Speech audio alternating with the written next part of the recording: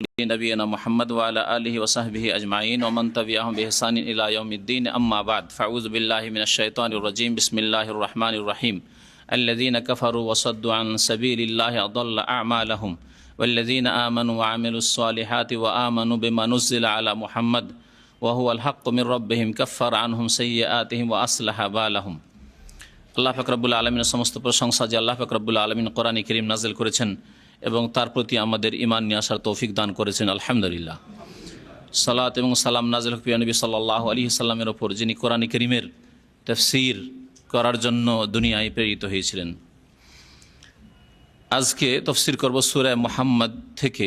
আল্লাহ পাক রব্বুল আলামিন সূরা মুহাম্মদে ইরশাদ করছেন প্রথম আয়াতে, আল্লাযীনা কাফারু ওয়া সাদ্দু আন সাবিলিল্লাহ।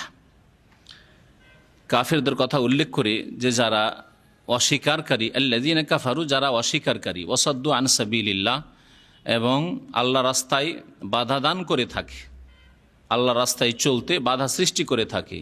আদাল্লা আমালাহুম, আল্লাহ পাক তাদের কাজকর্মগুলিকে, আমলগুলিকে ব্যর্থ করে দেন। এই সূরার প্রথম আয়াত হচ্ছে এই সূরা হচ্ছে মাদানী সূরা, অর্থাৎ নবী করিম সাল্লাল্লাহু আলাইহি ওয়াসাল্লামের মদিনার প্রথম জীবনে নাযিল হয়েছে, মদিনায় নাযিল হয়েছে এবং প্রথম আয়াতের ভাব তাফসীর ইঙ্গিত করে যে এই সূরা মদিনার জীবনের প্রথম দিকে নাযিল হয়েছে। বদর, ওহুদ যে সময়গুলিতে হচ্ছে, জিহাদের হুকুম হয়ে গেছে, আল্লাহ রাস্তায় আল্লাহর দিনের শত্রুদের বিরুদ্ধে, সেই সময়ের আলোচ্য বিষয় ঠিক ওই রকম, এজন্য ওই সময়গুলির দিকে ইঙ্গিত করা হয়েছে। তো আল্লাহ পাক রব্বুল আলামিন ইরশাদ করেছেন, যারা কুফরি করেছে এবং আল্লাহ রাস্তায় বাধা সৃষ্টি করেছে, আল্লাহ তাদের কাজকর্মগুলিকে, আমলের জামা, আমলগুলিকে বা কাজকর্মগুলিকে ব্যর্থ করে দেবেন। এই আমলগুলি কোন আমলগুলি, আর এই কাফেররা কোন কাফেররা, এই দুটি বিষয়। একদল বলছেন যে উদ্দেশ্য করা হয়েছে কুরাইশদেরকে, মক্কার কুরাইশ, বিশেষ করে নবী সাল্লাল্লাহু আলাইহি ওয়াসাল্লামের প্রথম শত্রু, যারা বড় শত্রুতা করেছিল নবী সাল্লাল্লাহু আলাইহি ওয়াসাল্লাম, তারা নিজের বংশধর, নবী সাল্লাল্লাহু আলাইহি ওয়াসাল্লামের নিজের বংশধর মক্কাবাসী। তাদেরকে উদ্দেশ্য করা হয়েছে যে এরা কুফরিও করেছে আল্লাহর সাথে, আল্লাহ রাসূলের সাথে, কোরআনের সাথে, আর আল্লাহ রাস্তায় বাধাও সৃষ্টি করেছে। বহু মানুষ যারা স্বেচ্ছায় ইসলাম গ্রহণ করতে চাইছিল, রাসূলুল্লাহ সাল্লাল্লাহু আলাইহি ওয়াসাল্লাম অনুসারী হতে চাইছিল, তাদেরকে শক্তভাবে বাধা দিয়েছে এবং বড়ই জুলম অত্যাচার করেছে নবী সাল্লাল্লাহু আলাইহি ওয়াসাল্লামের মক্কার 13 বছরের জীবনে নবী সাল্লাল্লাহু আলাইহি ওয়াসাল্লামের ওপর এবং সাহাবায়ে কেরামদের ওপর। তাহলে বিশেষ কাফেরদের সম্পর্কে, সেই যুগের কাফেরদের সম্পর্কে আল্লাহ পাক বলেছেন একটি তাফসীর।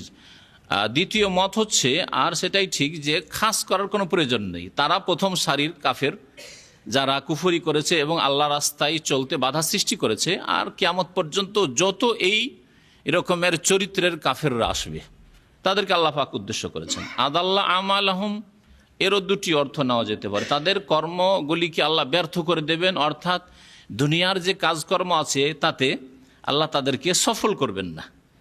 এই জন্য দেখা যাচ্ছে প্রথম সারির কাফের, নবী সাল্লাল্লাহু আলাইহি ওয়াসাল্লামের জামানার কুরাইশরা, তাদের কর্ম ব্যর্থ হয়েছে। তাদের যে প্ল্যানিং ছিল, তাদের যে ষড়যন্ত্র ছিল যে মুহাম্মদ সাল্লাল্লাহু আলাইহি ওয়াসাল্লামকে মেরে দেব এবং ইসলামকে কখনো বাড়তে দেব না, আমাদের এই ক্ষমতা মক্কায় থাকবে এবং এই 360টি মূর্তির পূজা কাবার চারিদিকে হতে থাকবে, এতে তারা ব্যর্থ হয়েছে, ব্যর্থ হয়নি।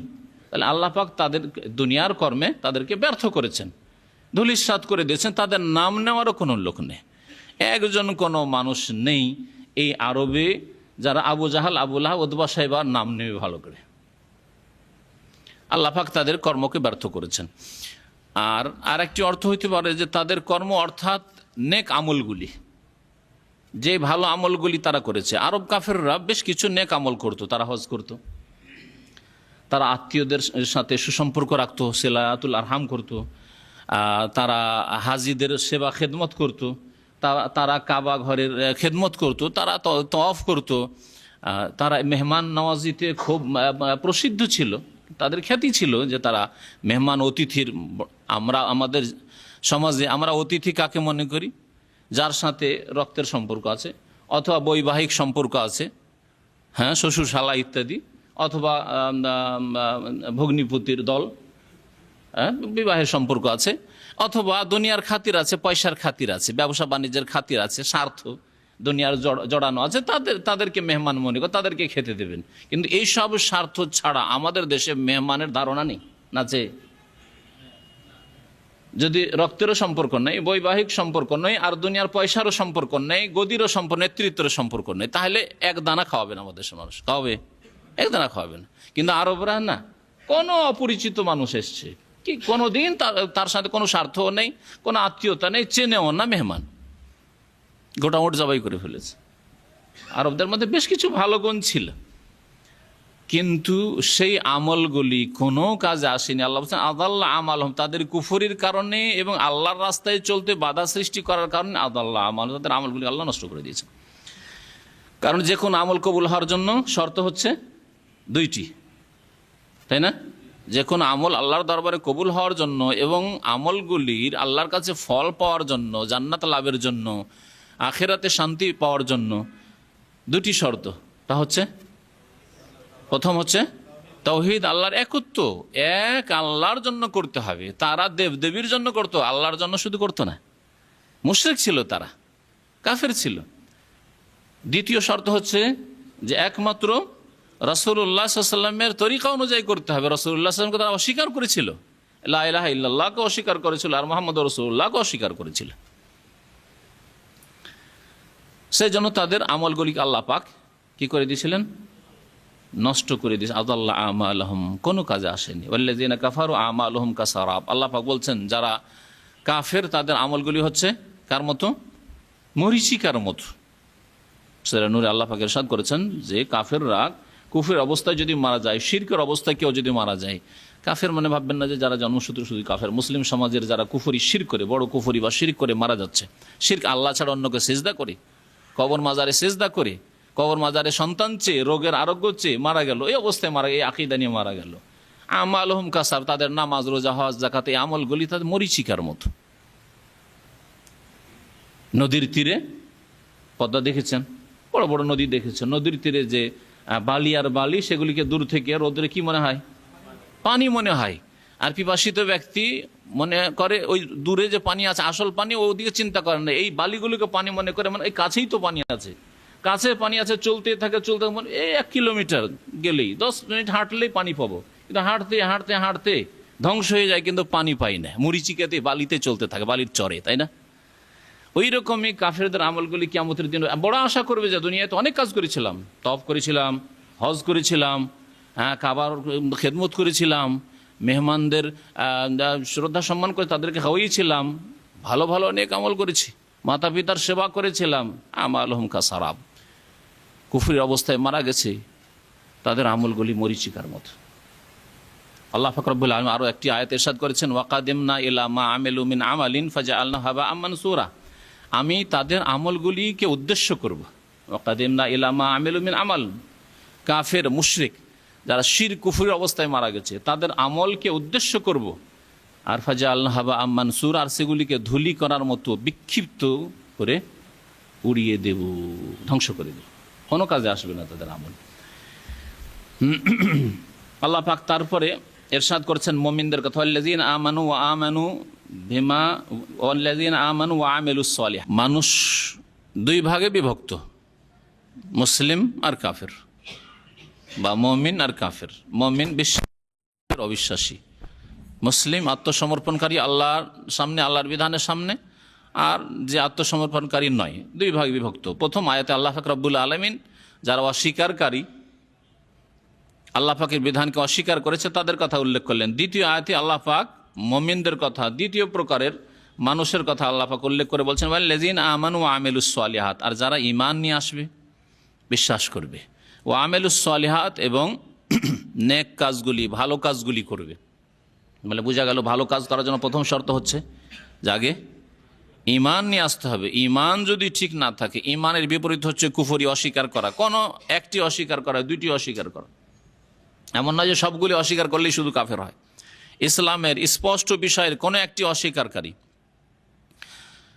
ঈমান নষ্ট করার জন্য শুধু অস্বীকার জরুরি নয়, বরং যদি কেউ অস্বীকার না করে, স্বীকার করলো কিন্তু তার সাথে শিরিক করলো, মুশরিক, আল্লাহর তৌহিদকে অস্বীকার করলো, সেও অস্বীকারী। কিন্তু সেই ব্যক্তি বলছে আমি তো আল্লাহকে মানছি।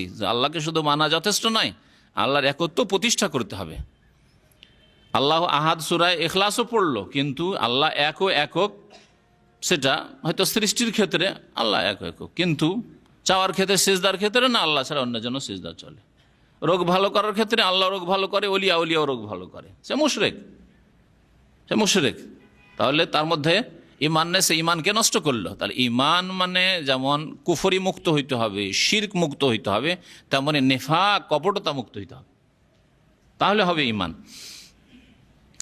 ইমান ভঙ্গকারী যেসব বিষয় রয়েছে সেগুলি থেকে মুক্ত হইতে হবে, তারপরে ভালো কাজ করলে কাজে আসবে। আল্লাহ পাক বলেছেন ওয়া আমিলুস সালিহাত, তারপরে নেক আমলগুলি করলো। ওয়া আমানু বিমা নুজিলা আলা মুহাম্মদ, এবং মুহাম্মদ সাল্লাল্লাহু আলাইহি সাল্লামের প্রতি যা নাজেল হয়েছে বা নাজেল করা হয়েছে তার প্রতি ঈমান নিয়ে আসলো।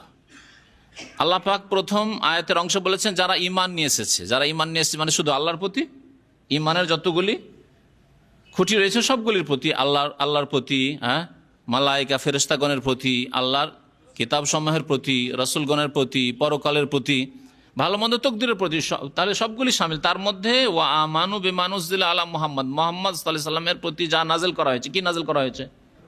কোরআনে কারীম, সেটাও শামিল তার মধ্যে।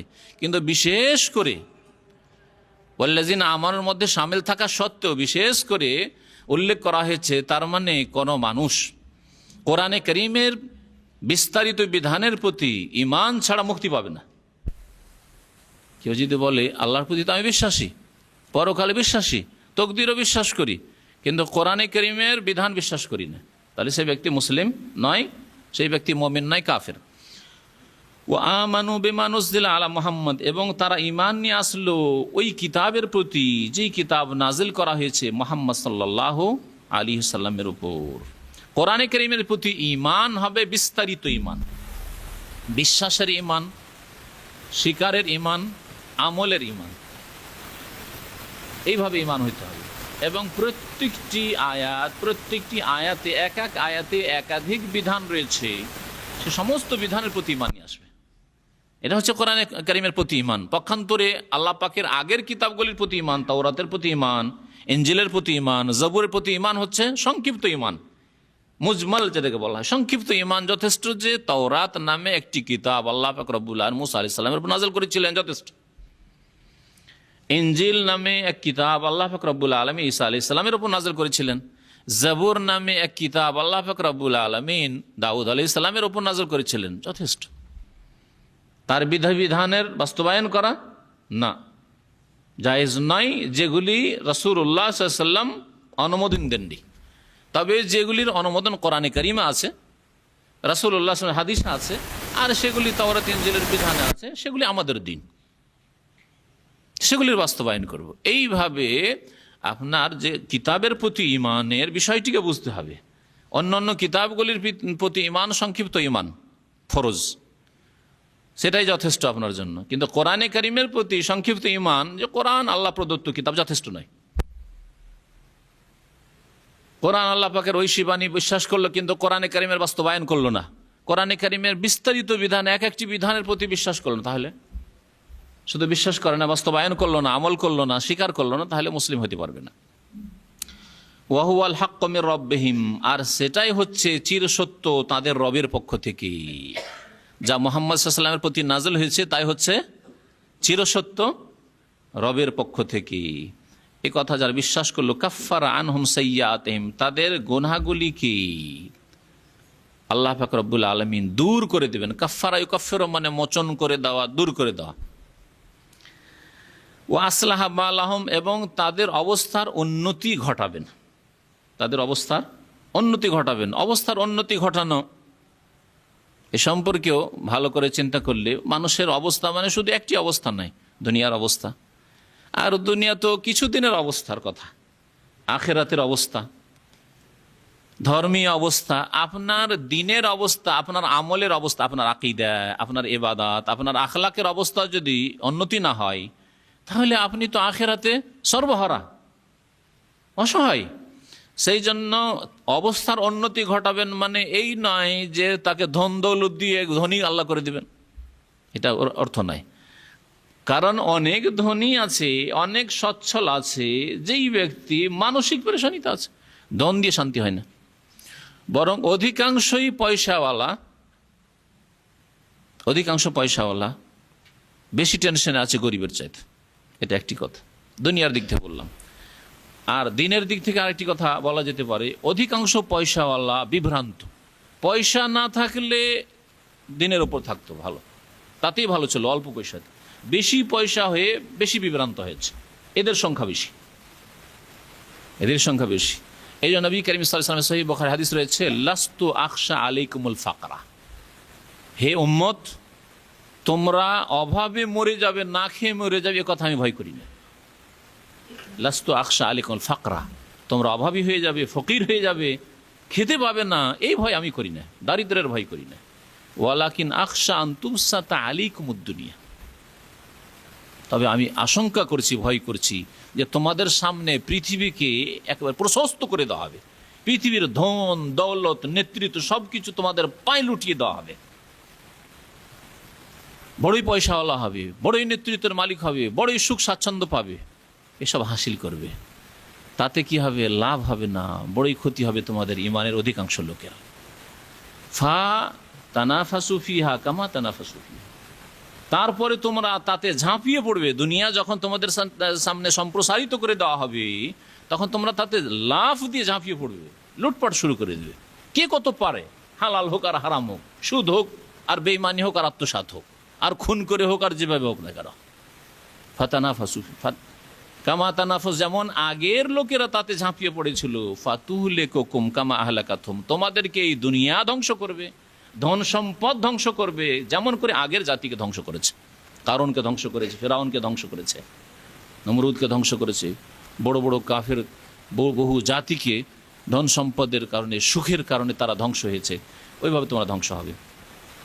আল্লাহ পাক রব্বুল আলামিন তাহলে আসলাহ বা আলাম, তোমাদের অবস্থার উন্নতি ঘটাবেন, মানে আল্লাহ গুনাহ খাতা মাফ করে দিয়ে তোমাদের দ্বীনি অবস্থা সুন্দর রাখবেন, যাতে তোমরা দুনিয়াতেও মানসিক অশান্তি পাবে না, অল্পতেই সন্তুষ্ট থাকবে, যেটাকে মনের পরিতৃপ্তি বলা হয়। কানাআত আরবিতে বলে মনের পরিতৃপ্তি, অল্পতেই খুব শান্তি। চেহারা কত সুন্দর হয়ে আছে, অথচ অল্প পয়সার মালিক।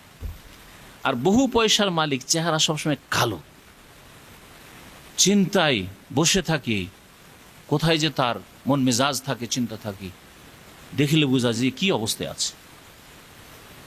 অবস্থার তার উন্নতি ঘটানো হয়নি, কারণ দুনিয়ার পিছনে ছুটেছে। তো যারা দ্বীনের প্রতি ঈমান নিয়ে আসবে, কোরআন কারীমের প্রতি ঈমান নিয়ে আসবে, আল্লাহ তাদের গুনাহগুলিকে দূর করে দেবেন আর তাদের অবস্থার উন্নতি ঘটাবেন, মানে তাদের দ্বীনি অবস্থার উন্নতি ঘটাবেন, যাতে মানসিক শান্তি হবে অল্পতেই, আর আখিরাত সুন্দর হবে, মরলে তাদের কোনো চিন্তা নেই। আল্লাহ দুনিয়াও সুন্দর করবেন এর মাধ্যমে, আর দ্বীনও সুন্দর হবে। যে আল্লাহ দিন দুনিয়া দুটোই চাইতে বলেছেন, তবে দিনকে ঠিক রেখে দুনিয়া চাইতে আল্লাহ পাকের কাছে। রব্বানা আতিনা ফিদ দুনিয়া হাসানা ওয়া ফিল আখিরাতি হাসানা ওয়া কিনা আযাবান নার। যালিকা বিআন্নাল্লাযীনা কাফারু ইত্তাবাউল বাতিল, আল্লাহ পাক বলছেন যে এটা এই জন্যই যে মানুষ দুই ভাগে ভাগ হয়েছে। কাফেরদের কথা আল্লাহ পাক উল্লেখ করলেন, তারপরে যারা মুমিন বিশ্বাসী তাদের কথা উল্লেখ করলেন। যালিকা, এটা এই জন্যই, বিআন্নাল্লাযীনা কাফারু ইত্তাবাউল বাতিলা, যে কাফেররা বাতিলের অনুসরণ করেছে। কাফির যারা অস্বীকারী, তারা মিথ্যার অনুসরণ করে, তারা আল্লাহ প্রদত্ত বিধান মানতে চায় না, মিথ্যার অনুসরণ করে। ওয়ান্নাল্লাযীনা ইত্তাবাউল হাক্কা মির রাব্বিহিম ওয়ান্নাল্লাযীনা আমানু ইত্তাবাউল হাক্কা মির রাব্বিহিম, আর যারা মুমিন বিশ্বাসী তারা তাদের রবের পক্ষ থেকে যে চিরসত্য আগত হয়েছে তার অনুসরণ করে। তাহলে অনুসরণ সবাই করে। অনুসরণ করা মানে মানা, পিছনে পিছনে চলা, সবাই দেখা দেখি চলে, তাই না? ইত্তিবা যেটা বলা হচ্ছে। কিন্তু কাফির যারা, তারা বাতিলের অনুসরণ করে, মিথ্যার অনুসরণ করে, মানব রচিত বিধান অনুসরণ করে। তারাও দেশ পরিচালিত করার জন্য, পরিবারকে সুষ্ঠুভাবে চালানোর জন্য, সমাজকে সুষ্ঠুভাবে চালানোর জন্য, এভাবে নিজের জীবনটাকে গড়ার জন্য ব্যক্তি জীবন থেকে শুরু করে উপর পর্যায় পর্যন্ত চিন্তা করেন। একজন কাফেরের জীবন, একজন মুসলিমের জীবন। একজন কাফেরও তার ব্যক্তি জীবনকে গড়ে সুন্দর করার জন্য সে চলে, কিন্তু ইত্তাবাউল বাতিল, বাতিলের অনুসরণ করে, মিথ্যার অনুসরণ করে। তার পরিবারকে সুষ্ঠুভাবে পরিচালিত করার জন্য, তার সমাজকে পরিচালিত করার জন্য, দেশকে পরিচালিত করার জন্য মানব রচিত বিধান, যা খেয়াল খুশি যা হয় তাই দিয়ে চলে। তাদের কাছে মানুষ যা তৈরি করে দিয়েছে তা দিয়ে চলে।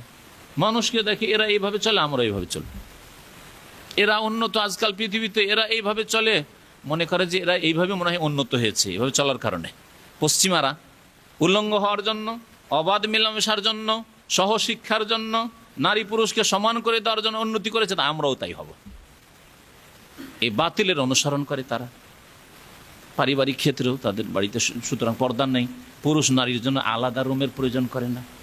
যে বহু জাতি আছে, আর সেই সব জাতির অনুসরণ এক শ্রেণীর পাপিষ্ট মুসলিমরা করে, তাদের কাছে নারী পুরুষের কোনো পার্থক্য নেই। একই সাথে খাওয়া দাওয়া, একই সাথে বসা, একই রুমে শোয়া, একই সাথে মিটিং করা, নারী পুরুষের কোনো পার্থক্য নেই তাদের কাছে। বাতিলের অনুসারীরা পারিবারিক কাঠামোর ক্ষেত্রেও, সামাজিক ক্ষেত্রেও, আর রাষ্ট্রনীতির ক্ষেত্রেও।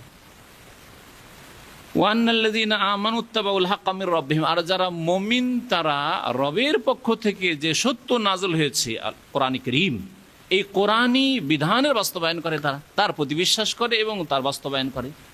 তাতে যেইভাবে ব্যক্তি জীবন গড়তে বলা সেভাবে ব্যক্তি জীবন গড়ে, যেইভাবে পারিবারিক কাঠামো তৈরি করতে বলে সেভাবে পারিবারিক কাঠামো তৈরি করে, যেইভাবে সমাজ নীতি অবলম্বন করতে বলে সেইভাবে সমাজ নীতি অবলম্বন করে, যেইভাবে রাষ্ট্রনীতি অবলম্বন করতে বলা হয় সেইভাবে করে। তাদের কাজ হচ্ছে শুধু বাস্তবায়ন করা।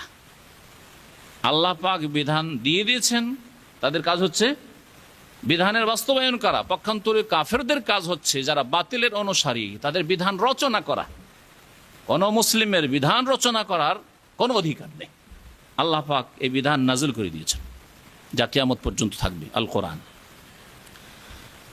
আল্লাহ পাক বলছেন কাযালিকা ইয়াদরিবুল্লাহু লিন-নাসি আমসালাহুম, এইভাবেই আল্লাহ পাক রব্বুল আলামিন মানব জাতির জন্য তাদের দৃষ্টান্ত, তাদের উপমা পেশ করে থাকেন।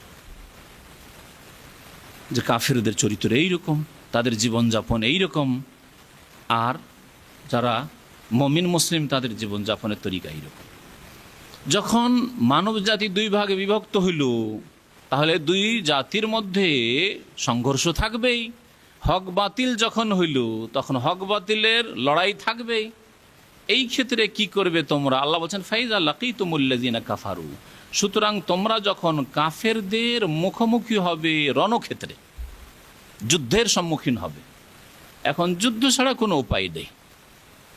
নবী সাল্লাল্লাহু আলাইহি ওয়াসাল্লামের মক্কা থেকে মদিনায় হিজরতের পরের জীবন চিন্তা করেন। হিজরত করে চলে আসলেন নবী সাল্লাল্লাহু আলাইহি ওয়াসাল্লাম, দিনের দাওয়াতে ব্যস্ত হয়ে গেলেন মদিনায়। তারপরেও মক্কার কাফেররা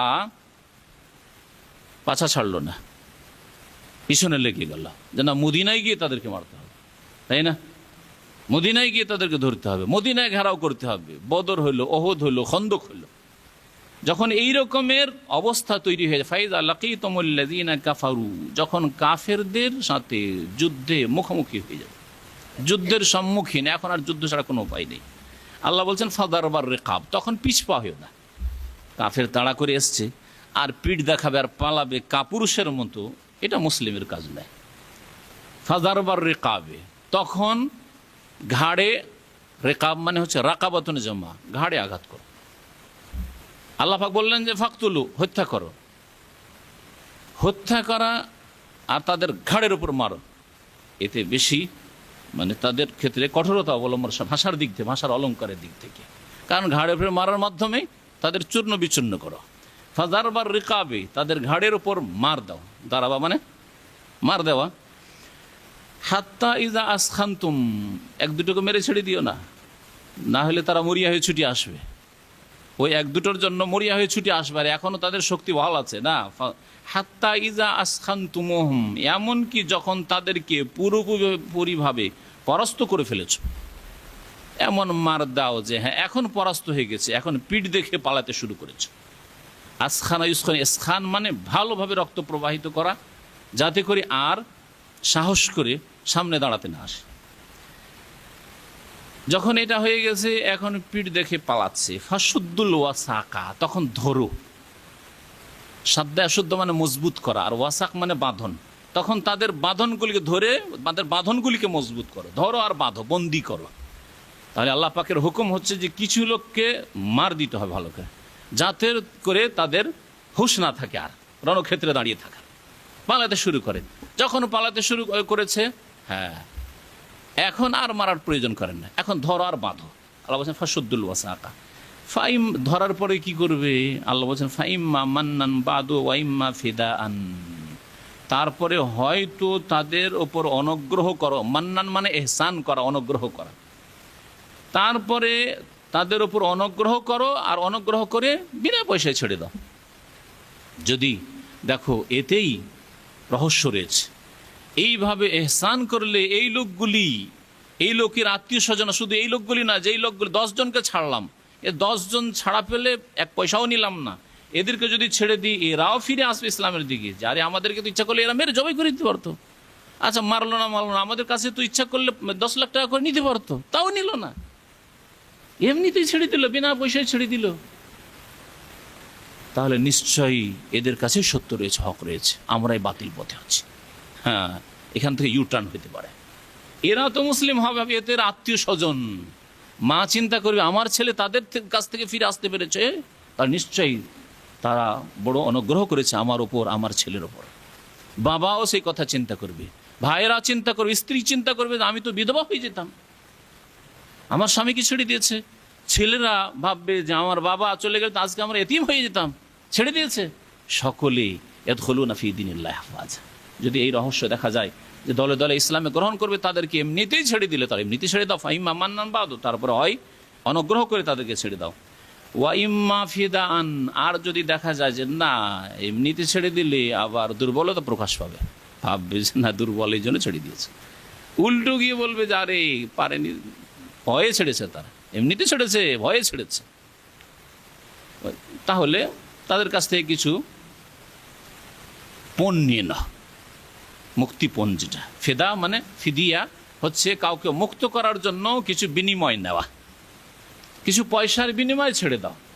নবী করিম সাল্লাল্লাহু আলাইহি সাল্লাম বদর যুদ্ধে যে অপরাধীরা গ্রেফতার হয়ে এসেছিল তাদের সংখ্যা কত ছিল? 70 জন। 70 জন নিহত হয়েছিল, আর 70 জনকে ধরে নিয়ে এসেছিলেন রাসূলুল্লাহ সাল্লাল্লাহু আলাইহি ওয়াসাল্লাম, সাহাবায়ে কেরামগণ। তারপর তাদের কাছ থেকে মুক্তিপণ নেওয়া হয়েছিল, ফিদিয়া নেওয়া হয়েছিল। যদি আল্লাহ পাক রব্বুল সেটা চাননি, আল্লাহ পাক নবী সাল্লাল্লাহু আলাইহি সাল্লাম আবু বকর রাদিয়াল্লাহু আনহুর পরামর্শের ভিত্তিতে তারও সিদ্ধান্ত সেটাই হলো যে আত্মীয় স্বজন আছে এদেরকে পয়সা নিয়ে ছেড়ে দিয়ে, আর আমাদের আর্থিক অভাবও আছে। আল্লাহ পরে আয়াত নাজিল করেন, একটি আয়াত রয়েছে যে আয়াতে আল্লাহ পাক হুকুম করলেন যে তুমি ছাড়লে কেন এদেরকে ছাড়তে হইতো না, কিন্তু আল্লাহর ইচ্ছা ছিল যে নবী সাল্লাল্লাহু আলাইহি ওয়াসাল্লাম ছাড়তে, কিন্তু তারপরেও আল্লাহ পাক বলছেন না, না ছেড়ে এদেরকে ভালো করে শাস্তি দেওয়ার প্রয়োজন ছিল। তো যাই হোক, ফিদিয়া অর্থাৎ মুক্তিপণ নিয়ে ছাড়া শরীয়তের বিধানে রয়েছে। সুতরাং এই বিধানগুলি কোরআনের বিধান কিয়ামত পর্যন্ত থাকবে। যে কোনো ক্ষেত্রে এইরকম যদি পরিস্থিতি তৈরি হয়, তাহলে সেই ক্ষেত্রে যদি মনে করে ইমামুল মুসলিমিন, দেশের শাসক যদি মনে করে, মুসলিম হাকিম, যে এদেরকে এমনিতেই ছেড়ে দেব, তাতে ইসলামের বৃহৎ স্বার্থ রয়েছে, ছেড়ে দেবে এমনিতে। আর যদি মনে করে যে তাদের কাছ থেকে কিছু মুক্তিপণ নিয়ে নেব, তাও সেটা করতে পারে। আল্লাহ পাক রব্বুল আলামিন তারপর ইরশাদ করছেন, কতক্ষণ পর্যন্ত বা কতদিন পর্যন্ত তোমরা এই যুদ্ধ চালিয়ে যাবে? হাত্তা তাদাল হারবু আউজারাহা, যতক্ষণ পর্যন্ত যুদ্ধ নিজ অস্ত্র সমর্পণ না করে দেয়। যুদ্ধ কি আর অস্ত্র সমর্পণ করে? এটা হচ্ছে ভাষার অলংকার, এটা হচ্ছে ভাষার অলংকার। যুদ্ধ যেমন আজকাল লোকেরা আমাদের ভাষায় বলে থাকে, আজকাল যুগ জামানা ভালো না। যুগ জামানা কি করে? যুগ জামানার লোক ভালো না। যুগ জামানা আবার কি করে? যুগ জামানা ভালো না, যদি এই কথা বলা ঠিক না এটা, কারণ জামানাকে গালি দিতে, গালমন্দ করতে নবী সাল্লাল্লাহু আলাইহি ওয়াসাল্লাম নিষেধ করেছেন, এবং হাদিসে কুদসি এই ক্ষেত্রে রয়েছে। তো যুদ্ধ আউজার মানে হচ্ছে অস্ত্র। যুদ্ধ যতক্ষণ পর্যন্ত অস্ত্র সমর্পণ না করে দেবে, রেখে দেবে, ওয়াদা মানে রেখে দেওয়া। তো যুদ্ধ অস্ত্র রাখা মানে যারা ইসলামের বিরুদ্ধে, মুসলিমের বিরুদ্ধে যুদ্ধ করার জন্য এসেছে, তারা যতক্ষণ পর্যন্ত অস্ত্র সমর্পণ না করে দেবে। রণক্ষেত্রে যারা শত্রুরা এসেছে, এটা প্রত্যেকটি যুদ্ধের ক্ষেত্রে বলা যেতে পারে। যখন যুদ্ধ শেষ, এখন অস্ত্র সমর্পণ করে ফেলেছে, আর এরা অস্ত্র নিয়ে মাথা চাড়া দেবে না, মাথা উঠাবে না, তাহলে ঠিক আছে, যুদ্ধ বন্ধ করে দাও। আর ব্যাপকভাবে বলা যেতে পারে কিয়ামত পর্যন্ত। শেষ জেহাদ ঈসা আলাইহিস সালাম যখন আসমান থেকে আসবেন তারপরে হবে। সহিহ বুখারী হাদিস রয়েছে, সহিহ বহু হাদিস রয়েছে এই মর্মে। তাহলে ঈসা আলাইহিস সালামের নেমে আসা পর্যন্ত, এই জন্য কোনো তাফসিরে লেখা আছে হাত্তা তাজাল হারব আউজারা, যতক্ষণ পর্যন্ত যুদ্ধ নিজ অস্ত্র সমর্পণ না করে দেবে, মানে ঈসা আলাইহিস সালামের জামানা পর্যন্ত এই জিহাদ চলবে।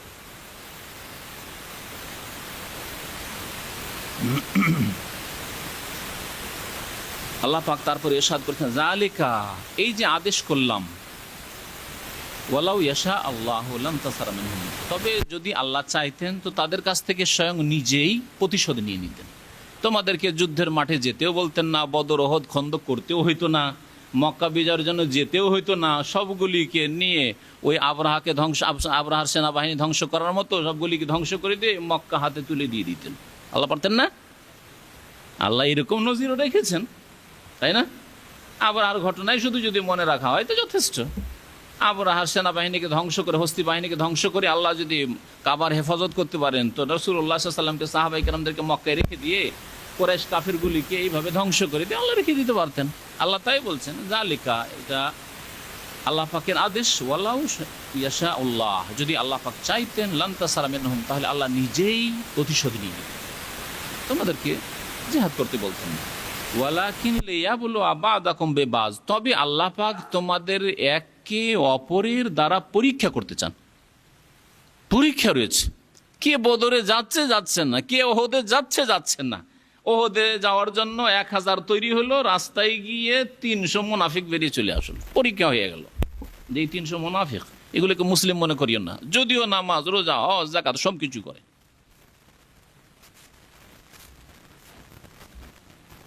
মুনাফিক আল্লাহ পরীক্ষা করে নিলেন।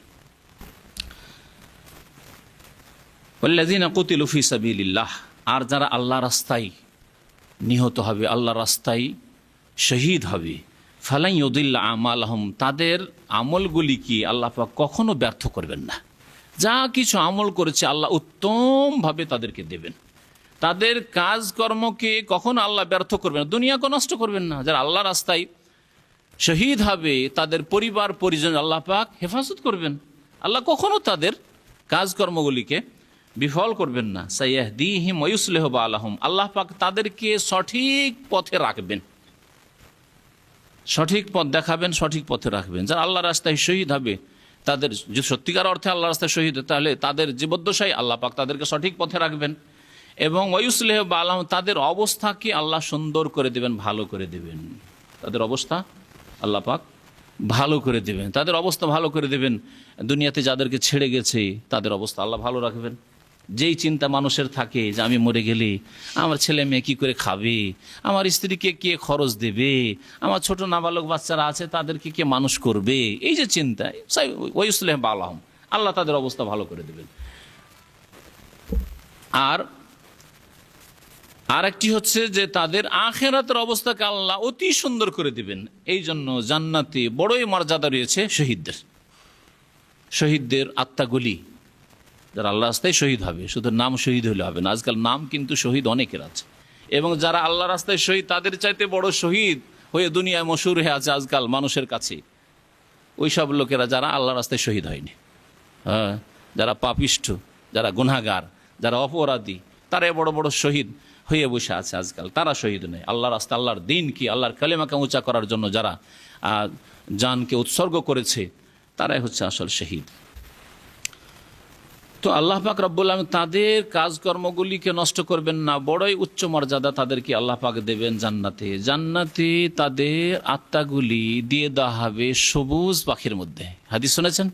সবুজ পাখির মধ্যে, আর উড়ে বেড়াবে। কত আমোদ ফুর্তি তাদের, কত আমোদ ফুর্তি। শহীদের কোনো হিসাব হবে না, তবে ঋণের গুনাহ মাফ হবে না। সাবধান ঋণ থেকে, এই ধার নেওয়া ব্যবসা কমিয়ে দেবেন একটু, যদি কারো বেশি থাকে। আর ধার নেন, অসুবিধা নেই, কিন্তু ধার নিলে ধার পরিশোধ ঋণ পরিশোধ করার মতো আপনার কাছে ব্যবস্থা আছে, লিখে রাখবেন, প্রমাণ রাখবেন। আপনি হঠাৎ করে মরে গেলেন, আপনার স্ত্রী অস্বীকার করলো, আপনার ছেলে মেয়েরা অস্বীকার করলো, আপনার ভাই বোন সব অস্বীকার করলো, এমন ধার নেবেন না কখন। নবী সাল্লাল্লাহু আলাইহি ওয়াসাল্লাম বলেছেন ইগফারু লিশ-শাহীদ কুল্লু যামব, শহীদের সমস্ত গুনাহ মাফ করে দেওয়া হয়। সমস্ত গুনাহ মাফ করে দেওয়া হয়, ইল্লা একটি গুনার ক্ষেত্রে ইল্লা বলেছেন নবী সাল্লাল্লাহু আলাইহি ওয়াসাল্লাম, ইল্লা দাইন, তবে ঋণের গুনাহ মাফ হয় না, ঋণের গুনাহ মাফ হয় না। তাদের অবস্থা আল্লাহ পাক রব্বুল আলামিন ভালো করে দেবেন। ওয়ায়ুদখিলুহুমুল জান্নাতা আররাফাহা লাহুম, এবং তাদেরকে আল্লাহ পাক জান্নাতে দাখিল করবেন। কাদেরকে? শহীদদেরকে আল্লাহ পাক রব্বুল আলামিন জান্নাতে দাখিল করবেন। আররাফাহা লাহুম, এবং তাদেরকে, তাদের জন্য জান্নাতকে ভালো করে চিনিয়ে দেবেন। আররাফা ইউআরিফু থেকে তারিফ, মানে কারো পরিচিতি করে দেওয়া, চিনিয়ে দেওয়া। এমনভাবে নিজ নিজ বাসস্থান, নিজ নিজ এলাকা, জান্নাতের নিজ নিজ এরিয়া চিনে নেবে যে নিজের দুনিয়ার বাড়ির চাইতে বেশি ভালো চিনবে। সেই হাদিস রয়েছে নবী করিম সাল্লাল্লাহু আলাইহি সাল্লামের, যে তোমাদের দুনিয়ার বাড়ির চাইতে বেশি ভালো করে চিনবে জান্নাতের নিজের বাড়ি, নিজের এলাকা। নিজের বাড়ি চিনতে অনেক সময় ভুল হয়ে যায়, 2-3 বছর পরে গেলে শহরের লোক তো চেনাই মুশকিল। কি হয়েছে অবস্থা? গ্রামে অনেক সময় 5 বছর পর গেলে চেনা যায় না, আজকাল এত উন্নতি ঘটছে। কিন্তু জান্নাতে এক নতুন জায়গা, আর সকলের জন্য নতুন জায়গা। এমন না যে কিছু লোকের শুধু নতুন জায়গা, তাই না? সবার জন্য নতুন জায়গা। তারপরে এত সহজে চেনবেন যে দুনিয়ার বাড়ির চাইতে ভালো করে চেনবেন। রাত দিন যেখানে বাস করছেন, এখানে যে বাসা, এমনকি ভুল হবে যে নিজের বাসা চিনতে ভুলে যাচ্ছে, এই যে বাসা আছে তার চাইতে ভালো করে জান্নাতের আপনার ঘরকে চিনতে পারবেন ইনশাআল্লাহ তাআলা। আল্লাহ পাক আমাদেরকে যেন জান্নাতুল ফিরদাউস দান করেন। এখানে একটি বিষয় আলোচনা করা দরকার। আল্লাহ পাক রব্বুল আলামিন কাফেরদের সাথে যুদ্ধে মুখোমুখি হইলে তাদের সাথে লড়াই করতে বলেছেন। কোন ধরনের কাফেরদের বিরুদ্ধে আল্লাহ পাক লড়াই করতে বলেছেন? কাফেরকে কয়েক ভাগে ভাগ করা হয়েছে। একদল কাফের হচ্ছে যারা জিম্মি, মনে রাখবেন, জিম্মি নামগুলি মনে রাখবেন। আর একদল কাফের হচ্ছে মুআহাদ, আর আরেকটি হচ্ছে মুস্তামান, আর আরেকটি হচ্ছে হারবি। জিম্মি কাকে বলে? জিম্মি ওই সব অমুসলিম বা কাফেরদেরকে বলে যারা মুসলিম দেশে জিজিয়া দিয়ে বসবাস করে। দেশ মুসলিম, মুসলিম দেশে বসবাস করে, কিন্তু তারা জিজিয়া দেয়। মুসলিমরা জাকাত দেয়, অমুসলিম তো জাকাত দেবে না, না দেবে? জাকাত দেবে না। যেমন শরীয়তের বিধান হচ্ছে যে অমুসলিম জিজিয়া দেবে, বাৎসরিক একটা পরিমাণ অর্থ দেবে মাথা প্রতি, যতগুলি লোক তারা আছে, সদস্য আছে, মাথা প্রতি দিবে। জাকাত ধনের ওপর আসে, তাদের ধনের ওপর না, অনেক ধন থাকতে পারে তাদের অমুসলিমদের, কিন্তু মাথা প্রতি, যেমন ফিতরা মাথা প্রতি হয় আমাদের বছরে, মাথা প্রতি ফিতরা আমাদের হয়, ওই রকম মাথা প্রতি যে জিজিয়া কর যেটা দেবে মুসলিম সরকারকে, সেটার নাম হচ্ছে জিজিয়া। এই জিজিয়ার কথা আল্লাহ পাক সূরা তাওবাতে আয়াত নম্বর 29-এ উল্লেখ করেছেন। কাতিলুল্লাযীনা লা ইউমিনুনা বিল্লাহি ওয়ালা বিল ইয়াউমিল আখির ওয়ালা ইউহাররিমুনা মা হারামাল্লাহু ওয়া রাসূলুহু ওয়ালা ইয়াদিনুনা দীনাল হক মিনাল্লাযীনা উতুল কিতাবা হাত্তা ইউতুল জিজিয়াতা আন ইয়াদিন ওয়া হুম সাগিরুন। এই জিজিয়া দেওয়া মানে মুসলিম শাসকের, মুসলিম সরকারের আনুগত্য স্বীকার করা। এই মুসলিম শাসককে মানি, আমরা কখনো বিদ্রোহ ঘোষণা করব না। বাদশাহ আওরঙ্গজেব রহমতুল্লাহ আলাইহি, যে ভারতের দীর্ঘদিনের মুসলিম বাদশাহ ছিলেন এবং ধার্মিক বাদশাহ ছিলেন, তার জামানায় যে জিজিয়া ছিল এইরকম। তার আগের উদাহরণ, বহু উদাহরণ রয়েছে খোলাফা রাশিদিনের জামানায়, তারপরে ওমাইয়া রাজত্বে আমলে খেলাফতের জামানায়, আব্বাসী খেলাফতের জামানায় যে জিজিয়া ছিল। এই হচ্ছে জিজিয়া ইসলামের। তাহলে জিজিয়া দিয়ে যে অমুসলিম মুসলিম দেশে থাকছে, তার জান মাল ইজ্জত আবরু বাড়ি ঘর সব কিছু সুরক্ষিত থাকবে মুসলিমের মতো। কোনো মুসলিমের জন্য জায়েজ নাই, ব্যক্তি হোক অথবা সরকার হোক, কারো জন্য জায়েজ নাই যে তার জান মালের উপর কোনো রকমের হস্তক্ষেপ করবে বা জুলুম অত্যাচার করবে। সেই ব্যক্তি মুসলিমের মতোই বসবাস করবে সেই দেশে, মানিজ্যতের দিক থেকে, নিজের জানমালের হেফাজতের দিক থেকে। এ হচ্ছে জিম্মি। তাহলে জিম্মির বিরুদ্ধে যুদ্ধ নেই, জিহাদ নেই, যে জিজিয়া কর দেবে। দ্বিতীয় হচ্ছে মুআহাদ, যার সাথে চুক্তি হয়েছে। মুআহাদ মানে যে চুক্তিতে আবদ্ধ হয়েছে আপনার সাথে, এক দেশের আরেক দেশের সাথে হইতে পারে, এক ব্যক্তির আরেক ব্যক্তির সাথে হইতে পারে, ব্যক্তি ক্ষেত্রে হইতে পারে, একটা দল গোত্রর ক্ষেত্রে হইতে পারে। যেমন নবী সাল্লাল্লাহু আলাইহি ওয়াসাল্লামের জামানায় গোত্রীয় রাজত্ব ছিল, তাই না? তখন তার দেশ ছিল না, গোত্রীয় রাজত্ব। মদিনায় বেশ কিছু গোত্র ইহুদি ছিল, 3 গোত্র ইহুদি ছিল, মুশরিকও কিছু ছিল। মদিনার আশেপাশে বেশ কিছু মুশরিক ছিল। নবী সাল্লাল্লাহু আলাইহি ওয়াসাল্লামের সাথে সাহাবায়ে কেরাম আওস খাজরাজ আনসার তারা মুসলিম ছিলেন, তাহলে গোত্রীয় রাজত্ব এখানে। তো এক গোত্রের আর এক গোত্রের সাথে হতে পারে, এক দেশের আর এক দেশের সাথে চুক্তি হতে পারে। বর্তমান যুগে যে এক দেশের আর এক দেশের সাথে কূটনৈতিক সম্পর্ক আছে, এটা হচ্ছে চুক্তি। সুতরাং এক দেশ আর এক দেশের সাথে চুক্তিতে আবদ্ধ, এই ক্ষেত্রে এক দেশ আর এক দেশের বিরুদ্ধে যুদ্ধে লিপ্ত হবে না। নবী করিম সাল্লাল্লাহু আলাইহি ওয়াসাল্লাম বলেছেন, মান কাতালা মুআহাদান, সহিহ বুখারী হাদিস, কেউ যদি কোনো চুক্তিতে আবদ্ধ অমুসলিমকে হত্যা করে, লাম ইয়ারাহ রায়হাতাল জান্নাহ, তাহলে সেই ব্যক্তি জান্নাতের সুগন্ধি পাবে না। যতই নামাজি হোক আর রোজাদার হোক আর ধার্মিক হোক না কেন, জান্নাতের সুগন্ধি পাবে না, কারণ আপনি চুক্তি করেছেন। আর চুক্তি ভঙ্গ করা হচ্ছে মুনাফিকি চরিত্র, বিশ্বাসঘাতকতা, গাদ্দারি, যা কাবিরা গুনাহ। আল্লাহ পাক রব্বুল আলামিন সূরা তাওবার শুরুতে কয়েক আয়াত পড়েই মাত্র আল্লাহ পাক উল্লেখ করেছেন, কারো কাছে কোরআনে কারীম থাকলে সূরা তাওবা বের করতে পারেন। আল্লাহ বলছেন, যাদের সাথে ইল্লাল্লাযিনা আহাদতুম মিনাল মুশরিকিন, যেসব মুশরিকদের সাথে তোমরা চুক্তিতে আবদ্ধ হয়েছো, চুক্তি করেছো, ফাতিম্মু ইলাইহিম আহদাহুম ইলা মুদ্দাতিহিম, যত দিনের জন্য চুক্তি করেছো তাদের এই সময় পর্যন্ত তোমরা চুক্তিতে অটল থাকো, চুক্তি পুরো করো। সব সময়ের চুক্তি হয়ে থাকে, সব সময় 10 বছরের জন্য 10 বছর, 50 বছর হয়ে থেকে 50 বছর চুক্তির, তাহলে মুআহাদদের উপর হস্তক্ষেপ করা জায়েজ নাই। মুস্তামান অর্থাৎ যাকে নিরাপত্তা দান করেছো তুমি, এমন অমুসলিম যাকে নিরাপত্তা দান করা হয়েছে। আমন মানে নিরাপত্তা, আর মুস্তামান মানে যে নিরাপত্তা তলব করেছে, নিরাপত্তা দিয়েছে। কেমন হতে পারে সেটা? ভিসা দিয়ে হোক, না ভিসার আগের আমলের যুগের হোক, যে কোনো ব্যক্তিকে, একজন অমুসলিম আশ্রয় চেয়েছে কোনো মুসলিমের কাছে, সে ব্যক্তি মুসলিমের কাছে হইতে পারে অথবা সরকারের কাছে হইতে পারে, আশ্রয় চেয়েছে আর আপনি আশ্রয় দিয়ে দিয়েছেন, ঠিক আছে তোমাকে আশ্রয় দিলাম, আশ্রয় দিয়ে বাড়িতে পেয়ে সুযোগ সুবিধা পেয়ে মেরে দিলে এটা হারাম। যে কাজটা ভারতের হিন্দুরা গুজরাটে করেছে, জালেমরা, এক শ্রেণীর জালেমরা এই গুজরাটে এই কাজ করেছে। বহু মুসলিমকে আসা আমাদের বাড়িতে, অসুবিধা না, আশ্রয় নাও, জানের ভয়ে কোথায় লুকাবে জায়গা পাচ্ছে না। আর বিশেষ করে ওই সব মুসলিম, তাদের পাপের কারণে এইসব কাজ, ওই সব মুসলিমদের এইসব ওপর জুলুম হয়েছে, যারা মনে করে যে না মুসলিম এলাকায় বসবাস করা ভালো না, মুসলিম এলাকা কাচড়া থাকে, মুসলিম এলাকাগুলো অনুন্নত, সুতরাং অমুসলিম ও হিন্দু এলাকায় বাস করবে। 50টি হিন্দুর বাড়ি আছে, সেখানে 2-3জন মুসলমান বাস করে, তারাই জুলমের শিকার বেশি হয়েছে।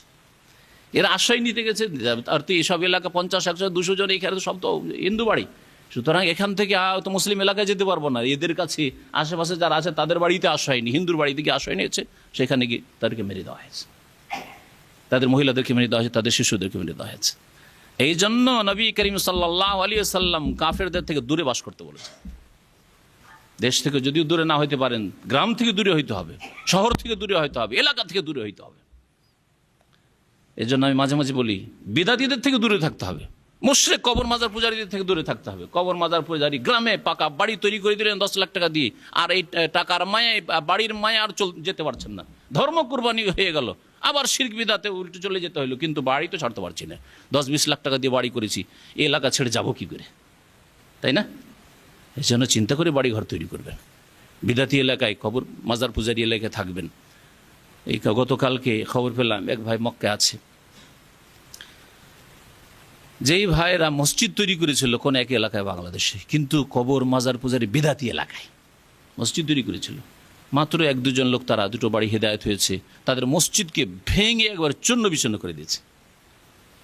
তারা শুধু হিন্দুরাই মসজিদ ভাঙে, হিন্দুরাই শুধু, হিন্দুরা নয়, বাবরি মসজিদ ভাঙলো, রাম মন্দির তৈরি করলো, কিন্তু মুসলিমদের হাতে, যারা নিজেদেরকে মুসলিম বলে 5 ওয়াক্ত নামাজ পড়ে, কিন্তু কবর মাজার পূজারী বিদাতি, এরা ভেঙ্গে নিশ্চিহ্ন করে দিয়েছে মসজিদকে। এলাকার নাম বলছি না, না হলে একেবারে চিহ্নিত হয়ে যাবে, এরকম বহু ঘটনা আছে। জেলার নাম শুনবেন, পরে শুনে নিন। তো বড় দুঃখের বিষয়, বড় দুঃখের বিষয়। তো কি বলছিলাম যে বাড়ি ঘর তৈরি করার ক্ষেত্রে আপনি দূরে থাকবেন ওই সব জালেমদের থেকে, যেসব জালেমদের পাশে বাস করলে আল্লাহর আযাব আসতে পারে, না হলে তাদের পক্ষ থেকে কোনো জুলম অত্যাচারের শিকার আপনি হইতে পারেন, তাদের থেকে দূরে থাকবেন। আপনার দিন নষ্ট হইতে পারে, আপনার আকীদা নষ্ট হইতে পারে, আপনার আমল নষ্ট হইতে পারে, ঠিক করে নামাজ পড়তে পারছেন না, সহি নামাজ পড়তে দেবেন আপনাকে। বেনামাজি দেখলে তাদের মাথা খারাপ হয় না, কিন্তু নামাজ সুন্নতি নামাজ দেখলে মাথা খারাপ হয়ে যায় বিদাতীদের। তাহলে ওই এলাকায় কি করে বাড়ি করবেন আপনি? দূরে বাড়ি করেন আপনি। তো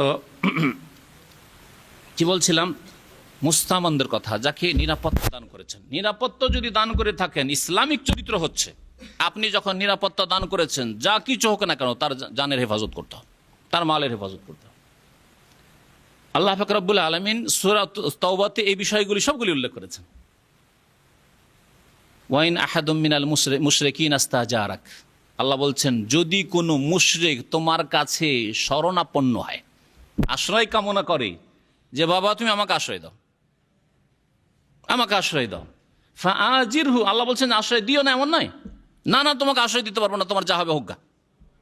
আশ্রয় চেয়েছে, ফাআজিরহু, আশ্রয় দাও তাকে, হাত্তা ইয়াসমা কালাম আল্লাহ, যাতে করে আল্লাহর কথা শোনার সুযোগ পায়। তোমার বাড়িতে থাকবে, তোমার আশেপাশে থাকবে, 5 ওয়াক্ত নামাজ পড়তে দেখবে, কোরআন তেলাওয়াত শুনবে, কোরআনের অর্থ বুঝবে, তোমার আশেপাশে সংসর্গে থাকলে হয়তো একটা কিতাব দিতে পারবে, ইসলাম সম্পর্কে জ্ঞান দিতে পারবে। ফাআজিরহু হাত্তা ইয়াসমা কালাম আল্লাহ, আল্লাহর কথা যেন শুনতে পায়। তারপরে রাস্তায় ছেড়ে দেন, যাও যাও যাও হয়ে গেছে, তুমি বাড়ি থেকে আমার বেরিয়ে যাও, এটা। সুম্মা আবলিগহু মা'মান, আল্লাহ বলছেন তারপরে তার নিরাপদ স্থানে তাকে পৌঁছিয়ে দাও। সুবহানাল্লাহ, এই ইসলামিক চরিত্র। চিন্তা করছেন যে আমার বাড়ি থেকে যদি একে বের করে দিই, রাস্তা থেকে মেরে দিবে একে, না ছেড়ে দিও না, রাস্তা তো এরকম। যতদূর পর্যন্ত তার আশঙ্কা আছে যে গ্রামে মেরে দিতে পারে কেউ, একে পেয়ে ছিনতাই করে নিতে পারে, লুটপাট হয়ে যেতে পারে, সুম্মা আবলিগহু মা'মানহু, তার নিরাপদ স্থানে তাকে, গ্রাম থেকে দূরে, কেউ চেনে না কে, এখানে আর কোনো ভয় নেই, গাড়িতে গিয়ে উঠিয়ে দেন, বাসে উঠিয়ে দেন, তারপর ট্রেনে উঠিয়ে দিলেন, যাও তুমি চলে যাও। সুবহানাল্লাহ, এই চরিত্র ইসলাম শিখিয়েছে। মুস্তামান, সুম্মা আবলিগহু মা'মানহু, এই মা'মানহু আমনের জায়গা, আমনের স্থান। এখান থেকে বললাম যে এই রকম কাফের কি বলা হয়? মুস্তামান বলা হয়। মুস্তামান যাকে নিরাপত্তা দিয়েছেন। আজকালকার যে যাদেরকে ভিসা দিয়ে নিয়ে আসা হয়েছে, নিরাপত্তা দান করা হয়েছে, এরা সামিল হয়ে গেল, তাই না?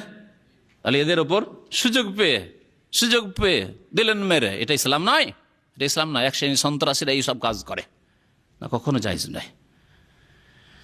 তারপরে একই দেশে বাস করছেন, ইসলামিক দেশ নয় হয়তো, না ওখানে জিজিয়া আছে, জিজিয়া নেওয়া দেওয়া সব না, মানব রচিত বিধান দিয়ে মুসলিম দেশ চলে, যেমন অধিকাংশ মুসলিম দেশগুলির অবস্থা। তাহলে ওই সব দেশে যে মুসলিম অমুসলিম বাস করছে, হয়তো মুসলিম সংখ্যা গরিষ্ঠ সেখানে বসবাস করছে, সেখানে যারা আশেপাশে বসবাস করছে অমুসলিম, তাদেরকে কোন দলে ফেলবেন? তাদের এই দলে বলতে পারেন যে নিরাপত্তা দান করে সরকার, তাদেরকে নিরাপত্তা দান করেছে। আর সরকারের নিরাপত্তা দান করে একজন সাধারণ মুসলিম যদি নিরাপত্তা দান করে, তাহলেই নিরাপত্তা দিতে হবে। তাহলে সরকার যদি নিরাপত্তা দান করে থাকে, তাহলে তার তো আরো বড় অধিকার রয়েছে। সুতরাং নিরাপদ। এইভাবে যারা শান্তির সাথে বসবাস করছে, মুসলিম অমুসলিম সমান সমান বাস করে, অথবা মুসলিম কম বাস করে, সংখ্যা তাদের কম, অমুসলিমের সংখ্যা বেশি, সংখ্যালঘু হয়তো মুসলিম, অমুসলিম সংখ্যা গরিষ্ঠ, এই ক্ষেত্রে এরাকে বলা হয় মুআহাদ। আমাদের চুক্তি রয়েছে, আমরা আমাদের দেশে শান্তির সাথে বসবাস করব, কেউ কারো বিরুদ্ধে অস্ত্র ধারণ করব না, চুক্তি রয়েছে। সুতরাং এরা মুআহাদের অন্তর্ভুক্ত। এখানে সুযোগ পেয়ে কোথাও একটা বোমা পেতে রেখে দিল, এটা ট্রেন উড়িয়ে দিল, এটা বাস উড়িয়ে দিল, একটা মার্কেটে একটা বম ব্লাস্টিং করে দিল, আর বলে জিহাদ করেছি। শয়তানি এগুলো খারেজিদের কাজ, এই ইসলাম শিক্ষা দেয় না। তাহলে জিম্মিদের কথা হয়ে গেল, মুআহাদদের কথা হয়ে গেল, আর মুস্তামানদের কথা হয়ে গেল, অমুসলিমদের। এগুলি হচ্ছে প্রকরণ। আর একদল শুধু বাকি থাকে, যাদের নাম কি? হারবি। হারব মানে যুদ্ধ, হারবি মানে এমন কাফের যেই কাফের মুসলিম ইসলামের বিরুদ্ধে যুদ্ধ করার জন্য সবসময় তৎপর, প্রস্তুত হয়ে আছে যুদ্ধ করার জন্য, বা যুদ্ধ বাঁধিয়ে দিয়েছে, ষড়যন্ত্র করছে, প্রস্তুতি নিচ্ছে, এইরকম অবস্থায় আছে। হয় যুদ্ধ শুরু করে দিয়েছে অথবা শুরু করতে যাচ্ছে, প্রস্তুতি নিচ্ছে। এরা হলো হারবি, মুসলিমদেরকে দেখতে পারে না, ইসলামকে বরদাস্ত করতে পারে না। শুধু এদের বিরুদ্ধে আল্লাহ পাক রব্বুল আলামিন অস্ত্র ধারণ করতে বলেছেন। আশা করি এই আলোচনার মাধ্যমে যারা সন্ত্রাসী মনোভাব রাখে তারা হিদায়াত পাবে, আর তাদের গুমরাহি দূর হবে, তাদের ভুল ধারণাগুলি দূর হবে। এবং ইসলাম সম্পর্কে অমুসলিমরা যদি শোনে তাহলে ইসলাম যে শান্তির দিন এবং ইসলাম ওয়াদা এবং চুক্তির কত গুরুত্ব দিয়েছে এবং মানুষ হিসাবে মানুষের যে মূল্যায়ন রয়েছে ইসলামে, সেগুলি কথা তারা অনুধাবন করতে পারবে। আল্লাহ পাক রব্বুল আলামিন তারপর ইরশাদ করেছে, আইয়ুহাল্লাযীনা আমানু ইন তানসুরুল্লাহ ইয়ানসুরকুম, হে মুমিনরা, হে বিশ্বাসীরা, ইন তানসুরুল্লাহ, যদি তোমরা আল্লাহকে সাহায্য করো, ইয়ানসুরকুম, আল্লাহ তোমাদের সাহায্য করবেন। আল্লাহকে কিভাবে সাহায্য করবেন? আল্লাহকে সাহায্য করা, তাফসীরকার বলেছেন যে আল্লাহর দ্বীনকে সাহায্য করে হচ্ছে আল্লাহকে সাহায্য করা। কারণ আল্লাহ পাক রব্বুল আলামিন তার দ্বীনকে শক্তিশালী করতে চান বান্দাদের মেহনতের মাধ্যমে, মুমিনদের মেহনতের মাধ্যমে। সুতরাং আল্লাহর দ্বীনের খাতায় যে যেমন মেহনত করবেন তেমন আল্লাহকে সাহায্য করলেন।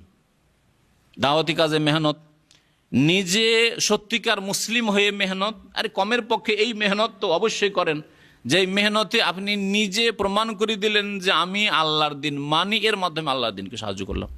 আপনি একজন নামাজি এই উম্মতে বাড়ালেন, একজন ধার্মিক উম্মতে বাড়ালেন, আপনার নামাজি এবং ধার্মিকতার মাধ্যমে তা আল্লাহর দ্বীনের সাহায্য করলেন। আপনি নিজের আমল সুন্দর করে, নিজে পাপ মুক্ত হয়ে আর ভালো মানুষ হয়ে, তারপরে এই আল্লাহর দ্বীন, যে আল্লাহর দ্বীন আপনাকে পালন করা আল্লাহ তৌফিক দিয়েছেন, এই দ্বীন অন্যকে পৌঁছালেন। যেসব ভাই বোনদেরকে পৌঁছাতে হবে যারা শিরক বিদআতে লিপ্ত আছে, যারা এখনো ইসলামের ছায়া আসেনি বা ইসলাম জন্মসূত্রে পেলেও ভুল ইসলামের ওপর আছে, অথবা শুধু নামে মাত্র মুসলিম কিন্তু ইসলামের কোনো আখলাক আচরণ ইবাদত বন্দেগী নেই, ফাসেক পাপিষ্ট মুসলিম, এদেরকে ইসলামের দাওয়াত দেওয়ার মাধ্যমে আল্লাহর দ্বীনের সাহায্য করবি। আর আল্লাহর দ্বীনের সাহায্যের অন্তর্ভুক্ত হচ্ছে আল্লাহ রাস্তায় জিহাদ করা যখন প্রয়োজন হবে এবং তার শর্ত পুরা হবে। আল্লাহ বলছেন আল্লাহ তোমাদের সাহায্য করবেন। নবী করিম সাল্লাল্লাহু আলাইহি সাল্লামের সাথে সাহাবায়ে কেরামগণ যদি আল্লাহর দ্বীনের এই সাহায্য না করতেন তো আল্লাহ কখনো সাহায্য করতেন না। আল্লাহ পাক সূরা হজের একটি আয়াতে ইরশাদ করেছেন, ওয়ালা ইয়ানসুরান্নাল্লাহু মান ইয়ানসুরুহু ওয়া রাসূলুহু, অবশ্যই অবশ্যই আল্লাহ পাক রব্বুল আলামিন সাহায্য করবেন ওই ব্যক্তি বা ওই লোকদের, মাইয়ানসুর, যে আল্লাহর সাহায্য করে। তাহলে আল্লাহকে যদি কেউ আল্লাহর দ্বীনকে সাহায্য করে তো আল্লাহ পাক অবশ্যই তাদের সাহায্য করবেন, এই ওয়াদা করেছেন। ইন তানসুরুল্লাহ ইয়ানসুরকুম ওয়া ইউসাব্বিত আকদামাকুম, এবং তোমাদের পাগুলিকে সুদৃঢ় রাখবেন। আল্লাহ তোমাদের পাগুলিকে, আকদাম কাদামের বহুবচন, কদম মানে পা, তোমাদের পাগুলিকে সুপ্রতিষ্ঠিত রাখবেন, মজবুত রাখবেন, পদস্খলন ঘটবেন না, পা পিছলে যাবে না। পাকে মজবুত রাখবেন কোথায়? কি অর্থ বুঝলেন এর? যুদ্ধের ময়দান। এক হচ্ছে যুদ্ধের ময়দানে, দাওয়াতের ময়দানে। এখন দাওয়াতের কথা নেন, কারণ দাওয়াতের মাধ্যমে ইসলাম মানুষের কাছে পৌঁছাতে হবে। দাওয়াতের ময়দানে যদি আল্লাহর দ্বীনে সাহায্য করেন, আল্লাহ পাক পাকে মজবুত রাখবেন, মানে কখন আছাড় খেয়ে পড়ে যাবেন না, যে নিজেই আমল করা ছেড়ে দিলেন, নিজে দাওয়াত ছেড়ে দিয়ে গুনাহগার হইলেন। যেখানে আপনার উপর দাওয়াত দেওয়া ফরজ ছিল ওখানে সত্যকে জানাবার মতো কোনো লোক ছিল না, এইরকম পদস্খলন ঘটবে না, আল্লাহ সুপ্রতিষ্ঠিত রাখবেন। এই জন্য দ্বীনের দাওয়াতের কাজ যারা করে তারা অধিকাংশই নিজের জীবনটা সুন্দর করার চেষ্টা করে। কারণ প্রথম বিবেকে বাধা দিচ্ছে একজন মানুষ হিসাবে, যে মানুষকে ভালো কথা বলবো আর নিজেই ভালো কাজ করবো না, এটা কেমন কথা, তাই না? এর মাধ্যমে যারা দ্বীনের কাজ করে, দাওয়াত, মানুষকে হক কথা পৌঁছায়, তারা নিজে প্রথম সৎ হওয়ার চেষ্টা করে। যদিও কোনো মানুষ 100% বা 90% যে সৎ হয়ে যাবে আজকালকার জন্য, এটা খুব কঠিন, কঠিন। কিন্তু নিজের মধ্যে ত্রুটি থাকলেও চেষ্টা করে যাচ্ছেন, আপনি নিজেও চেষ্টা করেছেন আর অন্যকেও সঠিক পথে নিয়ে আসার চেষ্টা করেছেন। ওই সাব্বে তাকদামাকুম, তাহলে যুদ্ধের মাঠে হইতে পারে, দাওয়াতের ময়দানে হইতে পারে, দুনিয়াতে হইতে পারে। এক কথায় দুনিয়াতে, দুনিয়ার ক্ষেত্রে এই আয়াত। আরেকটি তাফসীর হচ্ছে এই আয়াত আখিরাতের ক্ষেত্রে। আল্লাহর দ্বীনের যদি সাহায্য করো, আল্লাহ তোমাদের সাহায্য করবেন আর তোমাদের পাগুলিকে সুপ্রতিষ্ঠিত রাখবেন, আছাড় খেয়ে জাহান্নামে পড়বে না। কোথায়? পুলের ওপর। ওই যে সেরাত, জাহান্নামের পিঠের ওপর যে সেরাত পুল কায়েম করা হবে, সেখানে গিয়ে আছাড় খেয়ে জাহান্নামে যাবে না আল্লাহর দ্বীনের সাহায্য করলে। আল্লাহ পাক যেন আমাদেরকে এই দলে শামিল করেন। তারপরে মহান আল্লাহ ইরশাদ করেছেন ওয়াল্লাযিনা কাফারু, আর যারা কুফরি করবে, অস্বীকার করবে, ফাতাআসান লাহুম, তাদের জন্য দুর্ভোগ রয়েছে। তাস মানে হচ্ছে তাইসা মানে হচ্ছে সর্বনাশ হয়ে যাওয়া, ধ্বংস, তাদের জন্য ধ্বংস রয়েছে, দুর্ভোগ রয়েছে। ওয়া আদাল্লা আমালাহুম, আল্লাহ পাক তাদের কর্মগুলিকে ব্যর্থ করে দেবেন। কর্ম ব্যর্থ করার দুটি তাফসীরের আগে প্রথম আয়াতে বলে দেওয়া হয়েছে। যালিকা, কেন আল্লাহ পাক কাফেরদের জন্য দুর্ভোগের কথা বলেছেন এবং কাফেরদের কর্মগুলিকে নষ্ট করে দেবেন? এই জন্য যালিকা বিআন্নাহুম কারিহু মা আনজাল আল্লাহ, তারা ঘৃণা করেছে আল্লাহর নাজিলকৃত বিধানকে। এটা এই জন্যই হবে যে আল্লাহর নাজিলকৃত বিধানকে কি করেছে? ঘৃণা করেছে। কারিহু, তাদের ঘৃণা করার জন্য ফাআহবাত আমাল, তাদের আমলগুলিকে আল্লাহ বিনষ্ট করে দিয়েছেন, তাদের আমলগুলিকে বিনষ্ট করে দেবেন, নিষ্ফল করে দেবেন। এই আয়াত প্রমাণ করে যে যারা শরীয়তের কোনো বিধিবিধানকে ঘৃণা করে তারা মুরতাদ। ইসলাম বিনষ্টকারী বিষয় সম্পর্কে আলোচনা আমার এর আগের আছে, তাতে শুনেছেন। তার মধ্যে একটি হচ্ছে যে আল্লাহর দিনকে ঘৃণা করা, অথবা আল্লাহর দিনের কোনো একটি সুস্পষ্ট বিধানকে, যে সম্পর্কে কোনো ইখতিলাফ নেই, দ্বিমত নেই, আর অস্পষ্ট নেই আপনার উপর। এমন নয় যে হাত উঠিয়ে নামাজ পড়বো না, সেটাই হাত ওপরে না নিচে বাঁধবো, এইরকম অস্পষ্ট, অনেকের ক্ষেত্রে অস্পষ্ট এইসব মাসলা মাসাইল, সুন্নতের মাসলা মাসাইল, না এরকম নয়। যেমন দণ্ডবিধান, চোরের হাত কাটার বিধান অস্পষ্ট। হ্যাঁ, কেউ কাউকে খুন করেছে সেজন্য খুন করা হবে, অস্পষ্ট বিধান? অস্পষ্ট নয়, তাই না? আল্লাহ পাকের কোন বিধানকে, রোজা রাখা, সিয়াম, অস্পষ্ট বিধান? স্পষ্ট বিধান। কেউ ধরে এত বড় দিনে রোজা রাখা, 16 ঘন্টা 18 ঘন্টা রোজা রাখা, গরমে কাজ ছেড়ে, এই কাজের অবস্থায় কি করে রোজা রাখতে পারি? তো বড় মুশকিল। এটা ঘৃণা করলো তাহলে সে। কারিহু মা আনজালা, আল্লাহর নাজিলকৃত বিধানকে। আজকাল চোরের হাত কাটা, এটা তো বর্বরতা। একটা লোকে খুন করেছে, আরে জেল দিত, 5 বছর নয় 10 বছর নয়, জীবন যাবত জেল দিত। কেন খুন করলো?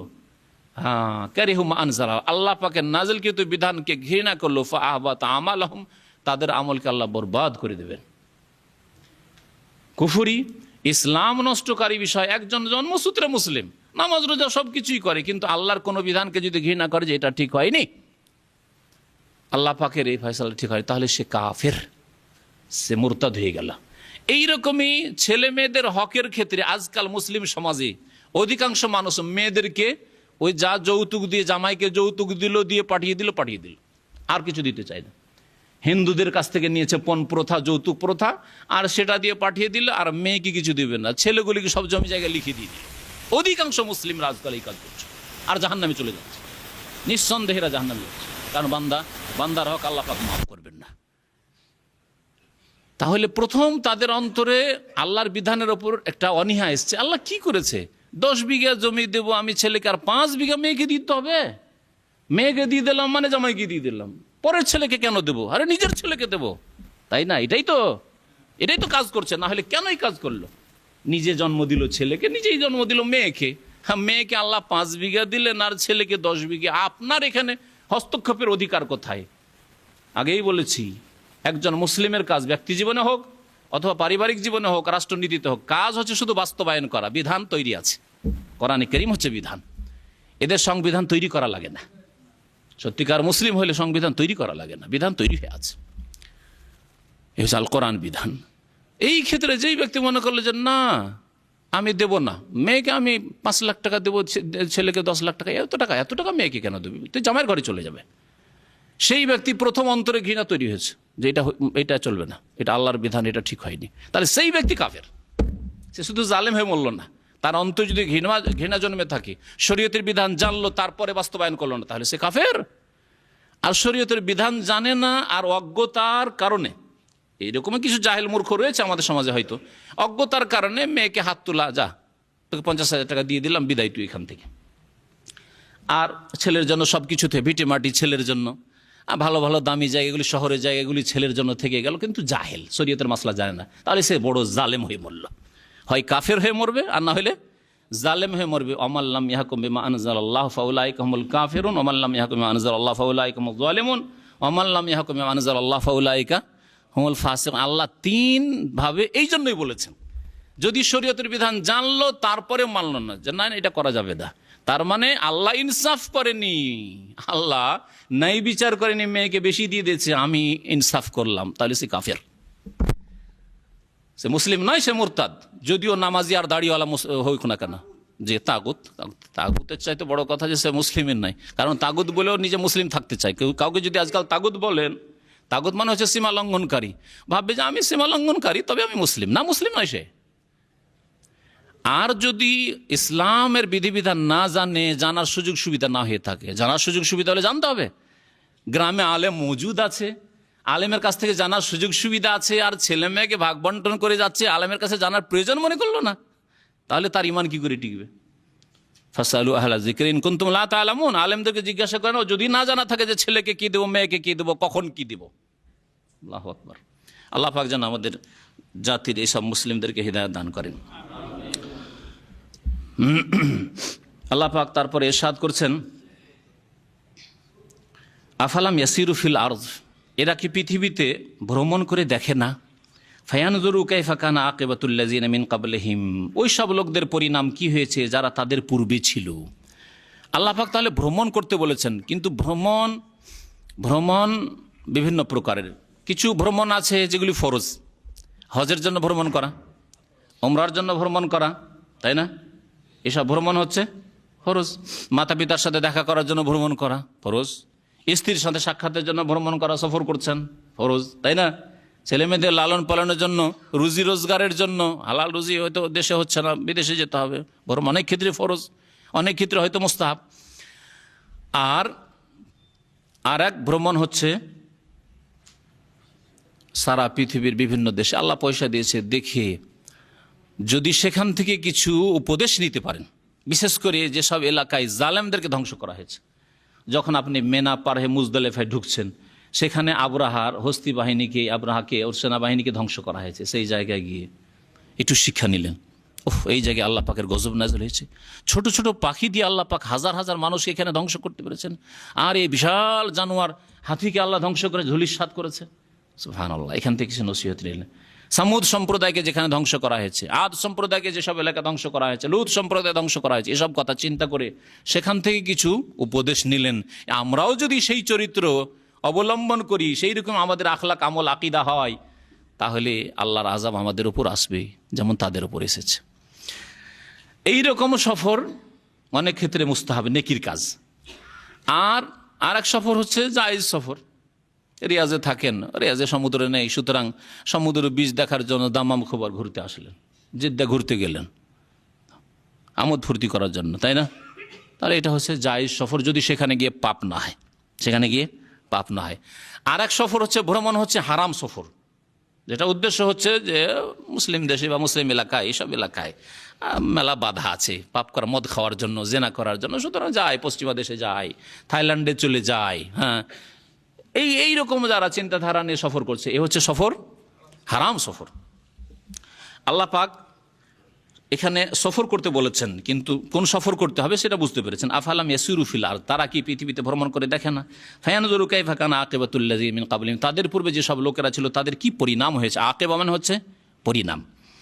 দাম্মার আল্লাহু আলাইহিম, তাদেরকে আল্লাহ পাক সমূলে বিনাশ করে দিয়েছেন, ধ্বংস করে। দাম্মার ইউদাম্মিরু মানে ধ্বংস করে দেওয়া, আল্লাহ পাক তাদেরকে ধ্বংস করে দিয়েছেন। ওয়ালিল কাফিরিনা আমসালুহা, আর কাফেরদের জন্য অনুরূপ শাস্তি রয়েছে। আল্লাহ পাক মক্কার কুরাইশদেরকে মদিনা হিজরত নবী সাল্লাল্লাহু আলাইহি ওয়াসাল্লাম করেছেন, তারপরে কিছুদিনের মধ্যে আয়াতগুলি নাযিল হচ্ছে। আর কাফেররা এখনও শক্তিশালী হয়ে আছে, এখনও মক্কা বিজয় হয়নি, মক্কা কাফেরদের দখলে। তাদেরকে আল্লাহ পাক জানাচ্ছেন যে এরা কি ভ্রমণ করে দেখে না? শাম দেশে যাচ্ছে, রাস্তায় সামুদের এলাকা পড়ছে দেখে না? রাস্তায় গিয়ে পড়ছে লূত আলাইহিস সালামের এলাকা, মৃত্যু সাগর, সেসব এলাকা সম্পর্কে জানে না? জানে। এদেরকে আমি ধ্বংস করেছি, সুতরাং এদেরকে ধ্বংস করতে পারি না? আদ সামুদ এসব সম্প্রদায় সম্পর্কে তারা জানে। আর কাছে মক্কার পাশে আবরাহার এলাকা আছে, সেটাও জানে মাত্র কয়েক বছর আগে, নবী সাল্লাল্লাহু আলাইহি সাল্লামের জন্মের বছরই বলা হচ্ছে। তো তাহলে একেবারে কাছেই, 40-50 বছর আগে। তাহলে এই সময়ের মধ্যে এই আল্লাহর গজবগুলি এসছে, আর আল্লাহ এই জাতিগুলিকে ধ্বংস করেছে। এতে থেকে মক্কার লোকেরা শিক্ষা নেই না? শিক্ষা নেওয়া উচিত তাদের, আমাদেরকেও শিক্ষা নেওয়া উচিত। এই যে আমাদের সামনে সুনামি, আর কত বড় বড় আযাব, এই যে কয়েকদিন আগে ভূমিকম্প হলো, শুনেছেন অনেকে হয়তো, ভূমিকম্প হলো, এসব থেকে শিক্ষা নেওয়া উচিত। আজকে যদি তুরস্ক ভূমিকম্প হয়, তার আগে যদি জাপানে হয়, তো কালকে আমার এলাকায় হইতে পারে না? হ্যাঁ, আজকে যদি কোথাও পানি এসে ভাসিয়ে নিয়ে চলে যায়, কয়েক বছর আগে হইলো এখানে, জিদ্দাতে এসে যদি ভাসিয়ে নিয়ে চলে যায়, তো আপনাকে আমাকে ভাসিয়ে নিয়ে যেতে পারে না? এই আযাব গজব আপনার এলাকা, আপনার বাড়িতে আসতে পারে না? আল্লাহ বলছেন যে ওয়ালিল কাফিরিন আমসালুহা, কাফেরদের জন্য এইরকমই শাস্তি রয়েছে। এইরকমের পাপিষ্ট যারা পাপিষ্ট, তাদের জন্য শাস্তি রয়েছে। তবে নেক লোক, ভালো মানুষ যদি এইরকম আযাবে ধ্বংস হয়, তাহলে তাদের জন্য শাহাদাতের দরজা রয়েছে। নেক মানুষ, ভালো মানুষ, পরিষ্কার মানুষ, আল্লাহওয়ালা মানুষ, অনেক সময় আল্লাহ পাক পরীক্ষার জন্য, তারপরে কিছু পাপী লোকদের জন্য ঢালাহারে আযাব আসে, তাতে নেক লোকেরাও মারা যায়। কিন্তু সুম্মা ইউবাসুনা আলা নিয়াতিহিম, নবী সাল্লাল্লাহু আলাইহি ওয়াসাল্লাম বলেছেন তাদের নিয়তের উপর তারা কিয়ামতের দিনে উঠবে। শত লোক, নেক আমল করা লোক যদি হয়, তাহলে তারা শাহাদাতের মর্যাদা পাবে। আল্লাহ পাক তারপর ইরশাদ করেছেন যালিকা বিআন্নাল্লাহ মাওলাল্লাযিনা আমানু, এটা এই জন্য যে আল্লাহ পাক রব্বুল আলামিন মুমিনদের অভিভাবক। মুমিনদের অভিভাবক কে? আল্লাহ। ওয়া আন্নাল কাফিরিনা লা মাওলা লাহুম, আর কাফেরদের কোনো অভিভাবক নেই। এমন কোনো অভিভাবক নেই যে অভিভাবক তাদের নিশ্চয়তা দান করতে পারে তোমাদেরকে টিকিয়ে রাখবো। পক্ষান্তরে আল্লাহ পাক এমন অভিভাবক মওলা, যিনি নিশ্চয়তা দান করছেন যে ইনতানসুরুল্লাহ ইয়ানসুরকুম, আল্লাহর সাহায্য করো, আল্লাহ তোমাদের সাহায্য করবে। করলেন না? করলেন না? মক্কা বিজয় হয়ে গেল, কাফের নিশ্চিহ্ন হইল। রাসূলুল্লাহ সাল্লাল্লাহু আলাইহি ওয়াসাল্লাম বিজয় হয়ে মদিনা থেকে মক্কায় প্রবেশ করলেন। যালিকা বিআন্নাল্লাহ মাওলাল্লাযিনা আমানু, আল্লাহ পাক রব্বুল আলামিন মুমিনদের মাওলা, অভিভাবক। ওয়া আন্নাল কাফিরিনা লা মাওলা লাহুম, এবং কাফেরদের কোনো সত্যিকার অভিভাবক নেই। এইরকমই ঘটনা ঘটেছিল ওহুদের যুদ্ধে নবী করিম সাল্লাল্লাহু আলাইহি ওয়াসাল্লামের সাথে কাফেরদের। সেই ঘটনাটি জানা দরকার। আবু সুফিয়ান তখন কাফেরদের পক্ষ থেকে নেতৃত্ব দিচ্ছিল। ওহুদের দিনে নবী করিম সাল্লাল্লাহু আলাইহি ওয়াসাল্লাম আবু বকর ওমর সম্পর্কে জিজ্ঞাসা করলো যে এরা কোথায়? তখন কোনো উত্তর পেল না। তাতে খুব খুশি হলো যে এরা সবাই মারা গেছে। তখন সে খুশি হয়ে বলল আম্মা হাওয়ালায় ফাকাদ হালাকু, এরা তো গেছে, এরা সব ধ্বংস হয়ে গেছে। তখন ওমর রাদিয়াল্লাহু তাআলা আনহুর বরদাস্ত হলো না। ওয়া আজাবাহু ওমর বিন খাত্তাব রাদিয়াল্লাহু তাআলা আনহু, তিনি বললেন জবাবে, কাযাবতা ইয়া আদু আল্লাহ, হে আল্লাহর শত্রু, আল্লাহর দুশমন, তুমি মিথ্যা বলেছো। বাল আবকাল্লাহু লাকা মা ইয়াসুউকা, বরং আল্লাহ পাক রব্বুল আলামিন তোমার জন্য বাকি রেখেছেন, অবশিষ্ট রেখেছেন এসব বান্দাদেরকে, মুহাম্মদ সাল্লাল্লাহু আলাইহি ওয়াসাল্লামকে, আবু বকর, ওমরকে, যাতে তোমার পরিণতি খারাপ হবে। ওয়া ইন্নাল্লাযীনা আদাদতা লাহিয়া, যাদের নাম তুমি এখনই বলছিলে তারা সকলেই জীবিত রয়েছেন। ফাকাল আবু সুফিয়ান, তখন আবু সুফিয়ান বলেছিল ইয়াউমুন বিয়াউমিন ইয়াউমে বদর, বদরের দিন আমরা হেরেছিলাম, ওর বদলা আমরা নিতে পেরেছি, পরিশোধ নিতে পেরেছি। ওয়াল হারবু সিজাল, আর যুদ্ধ এরকমই হয়ে থাকে। তারপরে সে স্লোগান দিয়েছিল, বলেছিল অৌল হোবাল, হোবালের জয়, অৌল হোবাল, হোবালের জয়। আজকাল যে অনেক বাতিলপন্থীরা জয় গান গেয়ে থাকে, এটা আবু সুফিয়ানের ওই কুফরি যুগের সুন্নত। বাতিল যারা স্লোগান দিয়ে থাকে, হকের স্লোগান না দিয়ে, কোরআন এবং হাদিস স্লোগান না দিয়ে, অৌল হোবাল, অৌল হোবাল, হোবালের জয়, হোবালের জয়। ফাকাল রাসূলুল্লাহ সাল্লাল্লাহু আলাইহি ওয়াসাল্লাম, তখন রাসূলুল্লাহ সাল্লাল্লাহু আলাইহি ওয়াসাল্লাম বলেছিলেন আলা তুজিবু, তোমরা জবাব দাও না কেন, এটা জবাব দাও। ফাকালু, তখন সাহাবারা বলেছিলেন ইয়া রাসূলুল্লাহ ওয়া মা নাকুল, কি বলে জবাব দেব, কারণ জবাব শরীয়তের জানতে হবে। আর জানার উৎস হচ্ছেন একমাত্র রাসূলুল্লাহ সাল্লাল্লাহু আলাইহি ওয়াসাল্লাম, আল্লাহর পক্ষ থেকে ওহী তার উপর আসে। তখন নবী সাল্লাল্লাহু আলাইহি ওয়াসাল্লাম বলছেন কুলু, তোমরা বলো আল্লাহু আ'লা ওয়া আজাল, আল্লাহ হচ্ছেন মহান এবং সবচেয়ে বড় সম্মানের অধিকারী। সুম্মা কাল আবু সুফিয়ান, তারপর আবু সুফিয়ান আর একটি স্লোগান দিয়েছিল লানাল উজ্জা ওয়ালা উজ্জা লাকুম, আমাদের উজ্জা দেবী রয়েছে, তোমাদের কোনো উজ্জা নেই, সুতরাং আমাদের এই উজ্জায় আমাদের ইজ্জত দিয়েছে, উজ্জায় আমাদেরকে আজকে বিজয় দান করেছে। এই ছিল কাফেরদের আকীদা, মুশরিকদের আকীদা, এই হচ্ছে পৌত্তলিকদের আকীদা, এই হচ্ছে কবর মাজার পূজারীদের আকীদা, যে অমুক বাবা আমাদের রক্ষা করেছে, অমুক বাবা না থাকলে সব কিছু ধ্বংস হয়ে যেত, তাই না? তো এই আকীদা হচ্ছে জাহিলিয়াতের যুগের মুশরিকদের আকীদা, যে ওহদে আমরা লাভবান হতে পেরেছি, মুসলিমদের ক্ষতি করতে পেরেছি, কারণ আমাদের উজ্জা দেবী আছে আর মুসলিমদের উজ্জা দেবী নেই। তখন নবী করিম সাল্লাল্লাহু আলাইহি ওয়াসাল্লাম বলেছেন জবাব দাও এদেরকে, কালু সাহাবারা বলেন ওমানা কুল, কি বলে জবাব দেবে ইয়া রাসূলুল্লাহ? কালা কুলু আল্লাহু মাওলানা ওয়ালা মাওলা লাকুম, আল্লাহ আমাদের মাওলা অভিভাবক, ওয়ালা মাওলা লাকুম, তোমাদের কোনো মাওলা নেই। নবী করিম সাল্লাল্লাহু আলাইহি ওয়াসাল্লামের একটি দোয়া আছে এই মর্মে, আল্লাহুম্মা আতি নাফসি তাকওয়াহা ওয়া যাক্কিহা আনতা খায়রু মান যাক্কাহা আনতা ওয়ালিয়ুহা ওয়া মাওলাহা। বহু বচন করে অনেকে বলে, যেমন এখানে তারাবির কুনুতে শুনে থাকেন আপনারা, আল্লাহুম্মা আতি নুফুসানা তাকওয়াহা, হাদিসে এক বচন দিয়ে আছে, বলতে পারেন বহু বচন করে যদি আপনার পিছনে বা আপনার সাথে অনেকে থাকে। আল্লাহ আমার নফসকে, আমার আত্মাকে তুমি তাকওয়া দান করো। আল্লাহুম্মা আতি নাফসি তাকওয়াহা ওয়া যাক্কিহা, এবং তাকে পরিশুদ্ধ করো, পাক পবিত্র করো। আনতা খায়রু মান যাক্কা, এবং তুমি সর্বশ্রেষ্ঠ সত্তা যিনি পরিশুদ্ধ করতে পারো, পাক পবিত্র করতে পারো। কে পাক পবিত্র করতে পারে না আর থাকে? আনতা ওয়ালিয়ুহা ওয়া মাওলাহা, আল্লাহ তুমি হচ্ছ আমার আত্মার ওয়ালি, অভিভাবক, এবং তুমি হচ্ছ তার মাওলা। আনতা ওয়ালিয়ুহা ওয়া মাওলাহা। আল্লাহ পাক রব্বুল কোরআনে কারীমের আরও বেশ কিছু আয়াতে এই বিষয়গুলি উল্লেখ করেছেন। তার মধ্যে একটি আয়াত রয়েছে, আল্লাহু ওয়ালিউল্লাযিনা আমানু, আল্লাহ মুমিনদের বন্ধু বা ওয়ালি, অভিভাবক। আল্লাহু ওয়ালিউল মুমিনিন, এরকম বেশ কিছু আয়াত রয়েছে। ওয়াল্লাযিনা কাফারু আউলিয়াহুমুত তাগুত, আর যারা কাফের মুশরিক বিধর্মী, আল্লাহ প্রদত্ত দিন মানে না, বাস্তবায়ন করে না, তাদের বন্ধু হচ্ছে, তাদের অভিভাবক হচ্ছে তাগুত, শয়তান। তারপর আয়াতে আল্লাহ পাক ইরশাদ করেছেন, ইন্নাল্লাহা ইউদখিলুল্লাযিনা আমানু ওয়া আমিলুস সালিহাত, নিশ্চয়ই আল্লাহ পাক রব্বুল আলামিন দাখিল করবেন ওই সব লোকদেরকে যারা ঈমান নিয়ে এসেছে, ওয়া আমিলুস সালিহাত, এবং সৎকর্মশীল হয়েছে। তাহলে ঈমানের পরে নেক আমল অবশ্যই করতে হবে। ঈমানের প্রমাণ হচ্ছে ভালো আমল করা, নেক আমল করা। আর মুসলিম জীবনে প্রথম নেক আমল হচ্ছে 5 ওয়াক্ত নামাজ। সুতরাং 5 ওয়াক্ত নামাজ অবশ্যই পড়ে প্রমাণ করতে হবে যে আমরা মুমিন। আল্লাহ বলছেন যারা ঈমান নিয়ে এসছে এবং নেক আমলগুলি করেছে তাদেরকে আল্লাহ দাখিল করবেন, প্রবিষ্ট করবেন জান্নাতিন, এমন বহু জান্নাতে। আল্লাহ বহু বচন উল্লেখ করেছেন, জান্নাত, বহু জান্নাতে আল্লাহ পাক রব্বুল আলামিন দাখিল করবেন। আল্লাহ পাক রব্বুল আলামিনের জান্নাতের বিভিন্ন দিক রয়েছে, বিভিন্ন স্তর রয়েছে। বিশাল জান্নাত আল্লাহ পাক দাখিল করবেন, তাজরি মিন তাহতিহাল আনহার, যার নিম্ন দেশে ঝর্ণাসমূহ বা নহরসমূহ প্রবাহিত রয়েছে। পক্ষান্তরে কাফেরদেরকে আল্লাহ কি করবেন? ওয়াল্লাযিনা কাফারু, যারা কুফরি করেছে, অস্বীকার করে মারা গেছে, আল্লাহকে অস্বীকার করেছে বা আল্লাহর একত্বকে অস্বীকার করেছে, অর্থাৎ মুশরিক হয়ে মারা গেছে। যে কোনো রকমের কাফের হোক না কেন, আল্লাহ পাকের দ্বীনের সুস্পষ্ট কোনো বিধানকে অস্বীকার করেছে, যদিও জন্মসূত্রে মুসলিম, তারা কি করে? ইয়াতামাত্তাউন, তারা ভোগবিলাসে মত্ত থাকে। তাহলে কাফেরদের চরিত্র আল্লাহ পাক এখানে উল্লেখ করেছেন। যারা অস্বীকারী, আল্লাহ পরকালে বিশ্বাসী নয়, তাদের দুনিয়া সম্পর্কে দৃষ্টিভঙ্গি আলাদা। দুনিয়া সম্পর্কে মুসলিমের দৃষ্টিভঙ্গি হচ্ছে যে দুনিয়া হচ্ছে ক্ষণিকের জীবন, গন্তব্যস্থান নাই, লক্ষ্য উদ্দেশ্য নাই। আর আখিরাত হচ্ছে লক্ষ্য উদ্দেশ্য।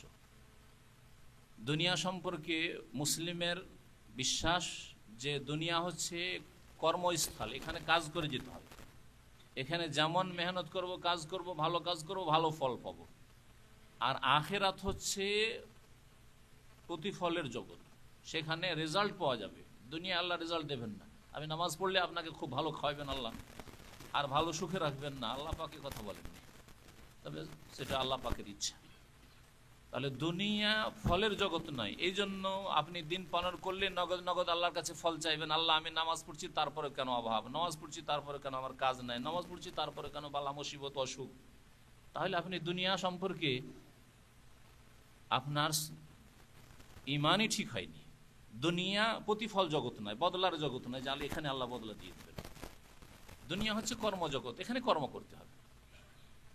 আখিরাত হচ্ছে বদলার জগৎ, সেখানে প্রতিদান দেওয়া হবে। আখিরাত হচ্ছে লক্ষ্য উদ্দেশ্য, আখিরাত হচ্ছে বদলার জগৎ।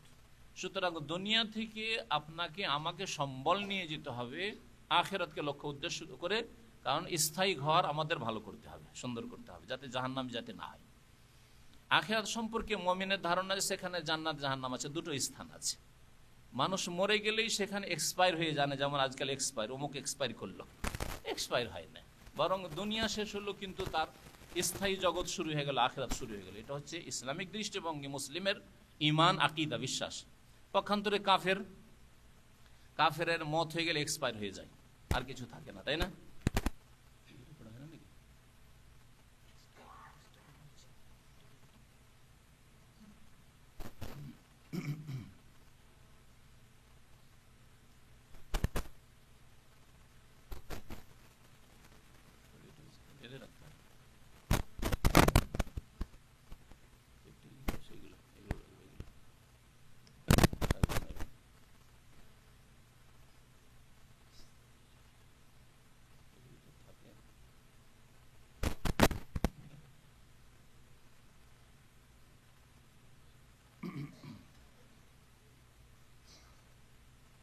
বলছিলাম যে কাফেরের দুনিয়ায় হচ্ছে লক্ষ্য উদ্দেশ্য এক। হ্যাঁ, সুতরাং যা কিছু করতে হবে দুনিয়াতেই করতে হবে, মারপিট করে হোক, খুন করে হোক, আর জুলম অত্যাচার করে হোক, দুনিয়া হাসিল করতে হবে। সুতরাং এই জন্য চুরি, ডাকাতি, ছিনতাই, অন্যায়, বেঈমানি, আর সেটা চারিত্রিক ব্যাপার, লোকে ভালো বলবে সেজন্য হয়তো কিছু খারাপ কাজ করলাম না, এইরকম ধারণা। কিন্তু এখানে অন্যায় কাজ করলে, কারো হক নষ্ট করলে কেউ ধরার আছে, এইরকম ধারণা কাফেরের নেই, অবিশ্বাসীর নেই। মুসলিম এবং কাফেরের দৃষ্টিভঙ্গিতে পার্থক্য। দুনিয়া হচ্ছে লক্ষ্য উদ্দেশ্য, আর দুনিয়া হাসিল করার জন্য যে কোনো উপায়ে দুনিয়া, পয়সা, গদি, নেতৃত্ব, স্বার্থ হাসিল করতে হবে, এটা হচ্ছে কাফের ধারণা। পক্ষান্তরে মুসলিমের ধারণা এর থেকে একেবারে ভিন্ন। না, প্রত্যেকটি কথা কাজের নড়া চড়ার হিসাব হবে। সুতরাং দুনিয়াতে যা কিছু করছি চিন্তা করে করতে হবে, এটা হচ্ছে মুসলিমের চিন্তা। মানুষ মরে গেলে এক্সপায়ার হয়ে যায়, এটা কাফের ধারণা। শেষ, কিছুই করতে পারলো না লোকটা, দুনিয়া থেকে চলে গেল। অথচ আল্লাহ আল্লাহ ধার্মিক, কিছুই করতে পারলো না, নিজের বাড়িতে করতে পারলো না, নিজের ছেলে মেয়েদের জন্য কিছু রেখে যেতে পারলো না, যে ব্যবসা কিছু করতে পারলো না, ছেলেরা সব অভাবী থেকে গেল। এই ধরনের কথা, এগুলি কাফেরদের কথা। মুসলিমরা অনেকে বলে, কি করলেন জীবনে? হ্যাঁ, বলে না, কি করলেন সারা জীবন ডাকাতি, কি করলেন? এটা কাফেরদের কথা। হ্যাঁ, সে যদি নামাজ না করে থাকে, ইবাদত বন্দেগী না করে থাকে, ফরজ ওয়াজিব আদায় না করে থাকে, হারাম নাজায়েজ থেকে না বেঁচে থাকে, তাহলে সেই ক্ষেত্রে ঠিক আছে। চলো, বাড়ি ঘর তৈরি করতে পারলো না, ভোগ বিলাসের সামগ্রী জমা করতে পারলো না, ছেলে মেয়েদের জন্য কিছু রেখে যেতে পারলো না, কি করলেন? কিছুই তো করতে পারলেন না।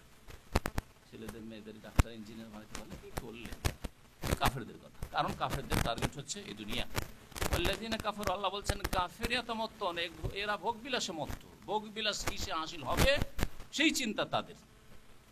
কি করলে, কি পড়লে, কিভাবে চললে বেশি টাকা হাসিল হবে, বেশি বড় নেতৃত্ব পাবো, এই সব চিন্তা তাদের। ইয়াতামাত্তাউন, ভোগ বিলাসে মত্ত থাকে। ওয়ায়াকুলুনা কামা তাকুলুল আনআম, এবং তারা ভক্ষণ করে, খায় দায়, যেমন চতুষ্পদ জন্তু খায় দায়।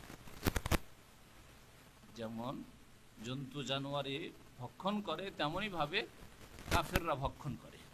তাহলে জন্তু জানোয়ারের মতো ভক্ষণ করতে আল্লাহ পাক রব্বুল আলামিন নিষেধ করেছেন, নিন্দা করেছেন, তাই না? কাফেরদের পানাহারের তরিকা হচ্ছে জন্তু জানোয়ারের মতো। মুসলিমের পানাহারের তরিকা জন্তু জানোয়ারের মতো হবে না। কোন দিক থেকে? হালাল হারাম বাছাইয়ের দিক থেকে। মুসলিম হালাল হারাম বাছাই করে চলবে। জন্তু জানোয়ারের হালাল হারাম বলে কিছু নেই, কাফেরের ওই রকম হালাল হারাম, বৈধ অবৈধ বলে কিছু নেই। একটা দিক। আর কোন দিক হতে পারে? হ্যাঁ, খাওয়ার তরিকা। খাওয়ার তরিকাতে যেমন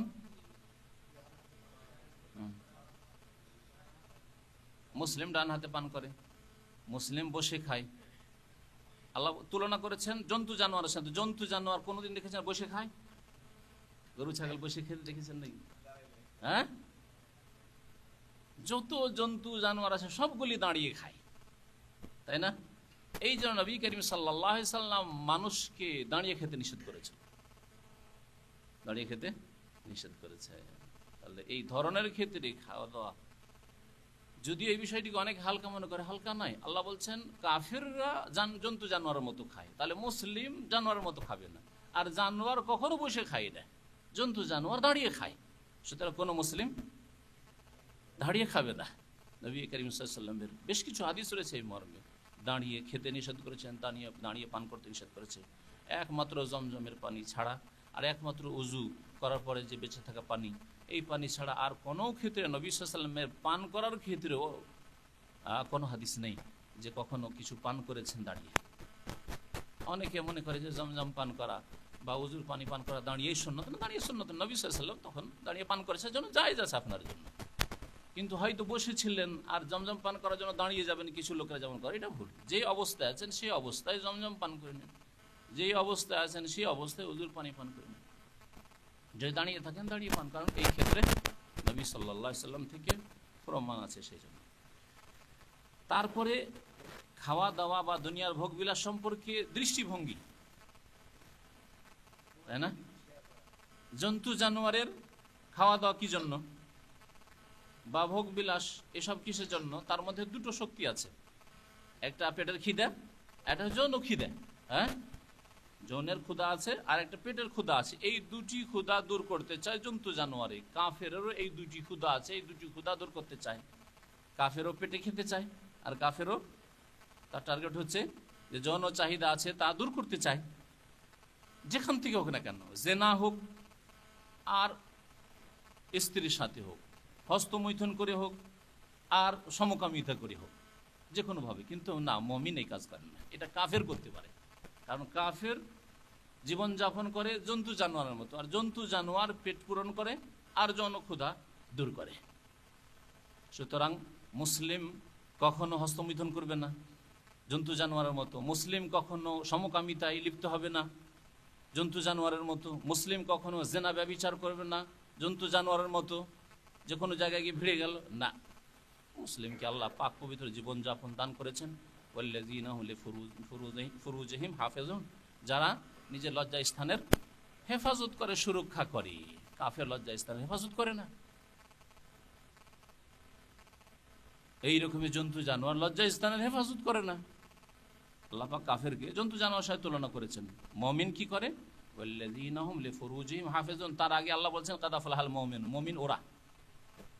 সূরা মুমিনের প্রথম দিকে কয়েকটি আয়াতে আল্লাহ পাক মুমিনদের বেশ কিছু গুণ, 10-এর বেশি গুণ উল্লেখ করেছেন। তার মধ্যে একটি হচ্ছে তারা লজ্জা স্থানের হেফাজতকারী, সুরক্ষাকারী। ইল্লা আলা আজওয়াজিহিম, তবে তাদের স্ত্রীর সাথে, স্ত্রীর সাথে পুরুষরা আর মহিলারা স্বামীর সাথে। হ্যাঁ, এখানে আল্লাহ পাক অনুমতি দিয়েছেন, হালাল ক্ষেত্র দিয়েছেন, হালাল রুজি দান করেছেন তাদেরকে।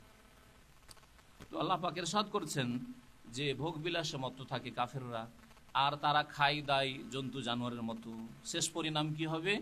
কারণ তাদের দুনিয়া সম্পর্কে ধারণা ঠিক ছিল না, আখেরাত সম্পর্কে তাদের কোনো বিশ্বাস ছিল না, বা কোনো কর্মতৎপরতা মেহনত ছিল না আখেরাতের ঘর সুন্দর করার জন্য। সেই জন্য ওয়ান্নারু মাসওয়াল্লাহুম, জাহান্নাম হচ্ছে তাদের বাসস্থান। আল্লাহ পাক তারপরে ইরশাদ করেছেন ওয়াকাইয়্যিম মিন ক্বরিয়াতিন হিয়া আশাদ্দু কুওয়াতাম মিন ক্বরিয়াতিকা আল্লাতী আখরাজাতকা আহলাকনাহুম ফালা নাসিরা লাহুম। নবী করিম সাল্লাল্লাহু আলাইহি ওয়াসাল্লামকে সম্বোধন করে আল্লাহ পাক বলছেন ওয়াকাইয়্যিম মিন ক্বরিয়াতিন। কাইয়্যিন মানে অনেক, বহু, বহু জনপদ রয়েছে বা ছিল। ওয়াকাইয়্যিম মিন ক্বরিয়াতিন, বহু জনপদ, জনপদ মানে গ্রাম শহর যেখানে জনগণ বাস করে। ওয়াকাইয়্যিম মিন ক্বরিয়াতিন, বহু জনবস্তি রয়েছে বা জনপদ রয়েছে। হে আশাদ্দু কুওয়াতাম মিন ক্বরিয়াতিকা, হে নবী মুহাম্মদ সাল্লাল্লাহু আলাইহি ওয়াসাল্লাম, সেই জনপদের অধিবাসীরা তোমার জনপদের অধিবাসীদের তুলনায় অনেক শক্তিশালী ছিল। নবী সাল্লাল্লাহু আলাইহি ওয়াসাল্লাম জনপদ কি ছিল? নবী করিম সাল্লাল্লাহু আলাইহি ওয়াসাল্লামের বাসস্থান, জন্মভূমি কি ছিল? মক্কা।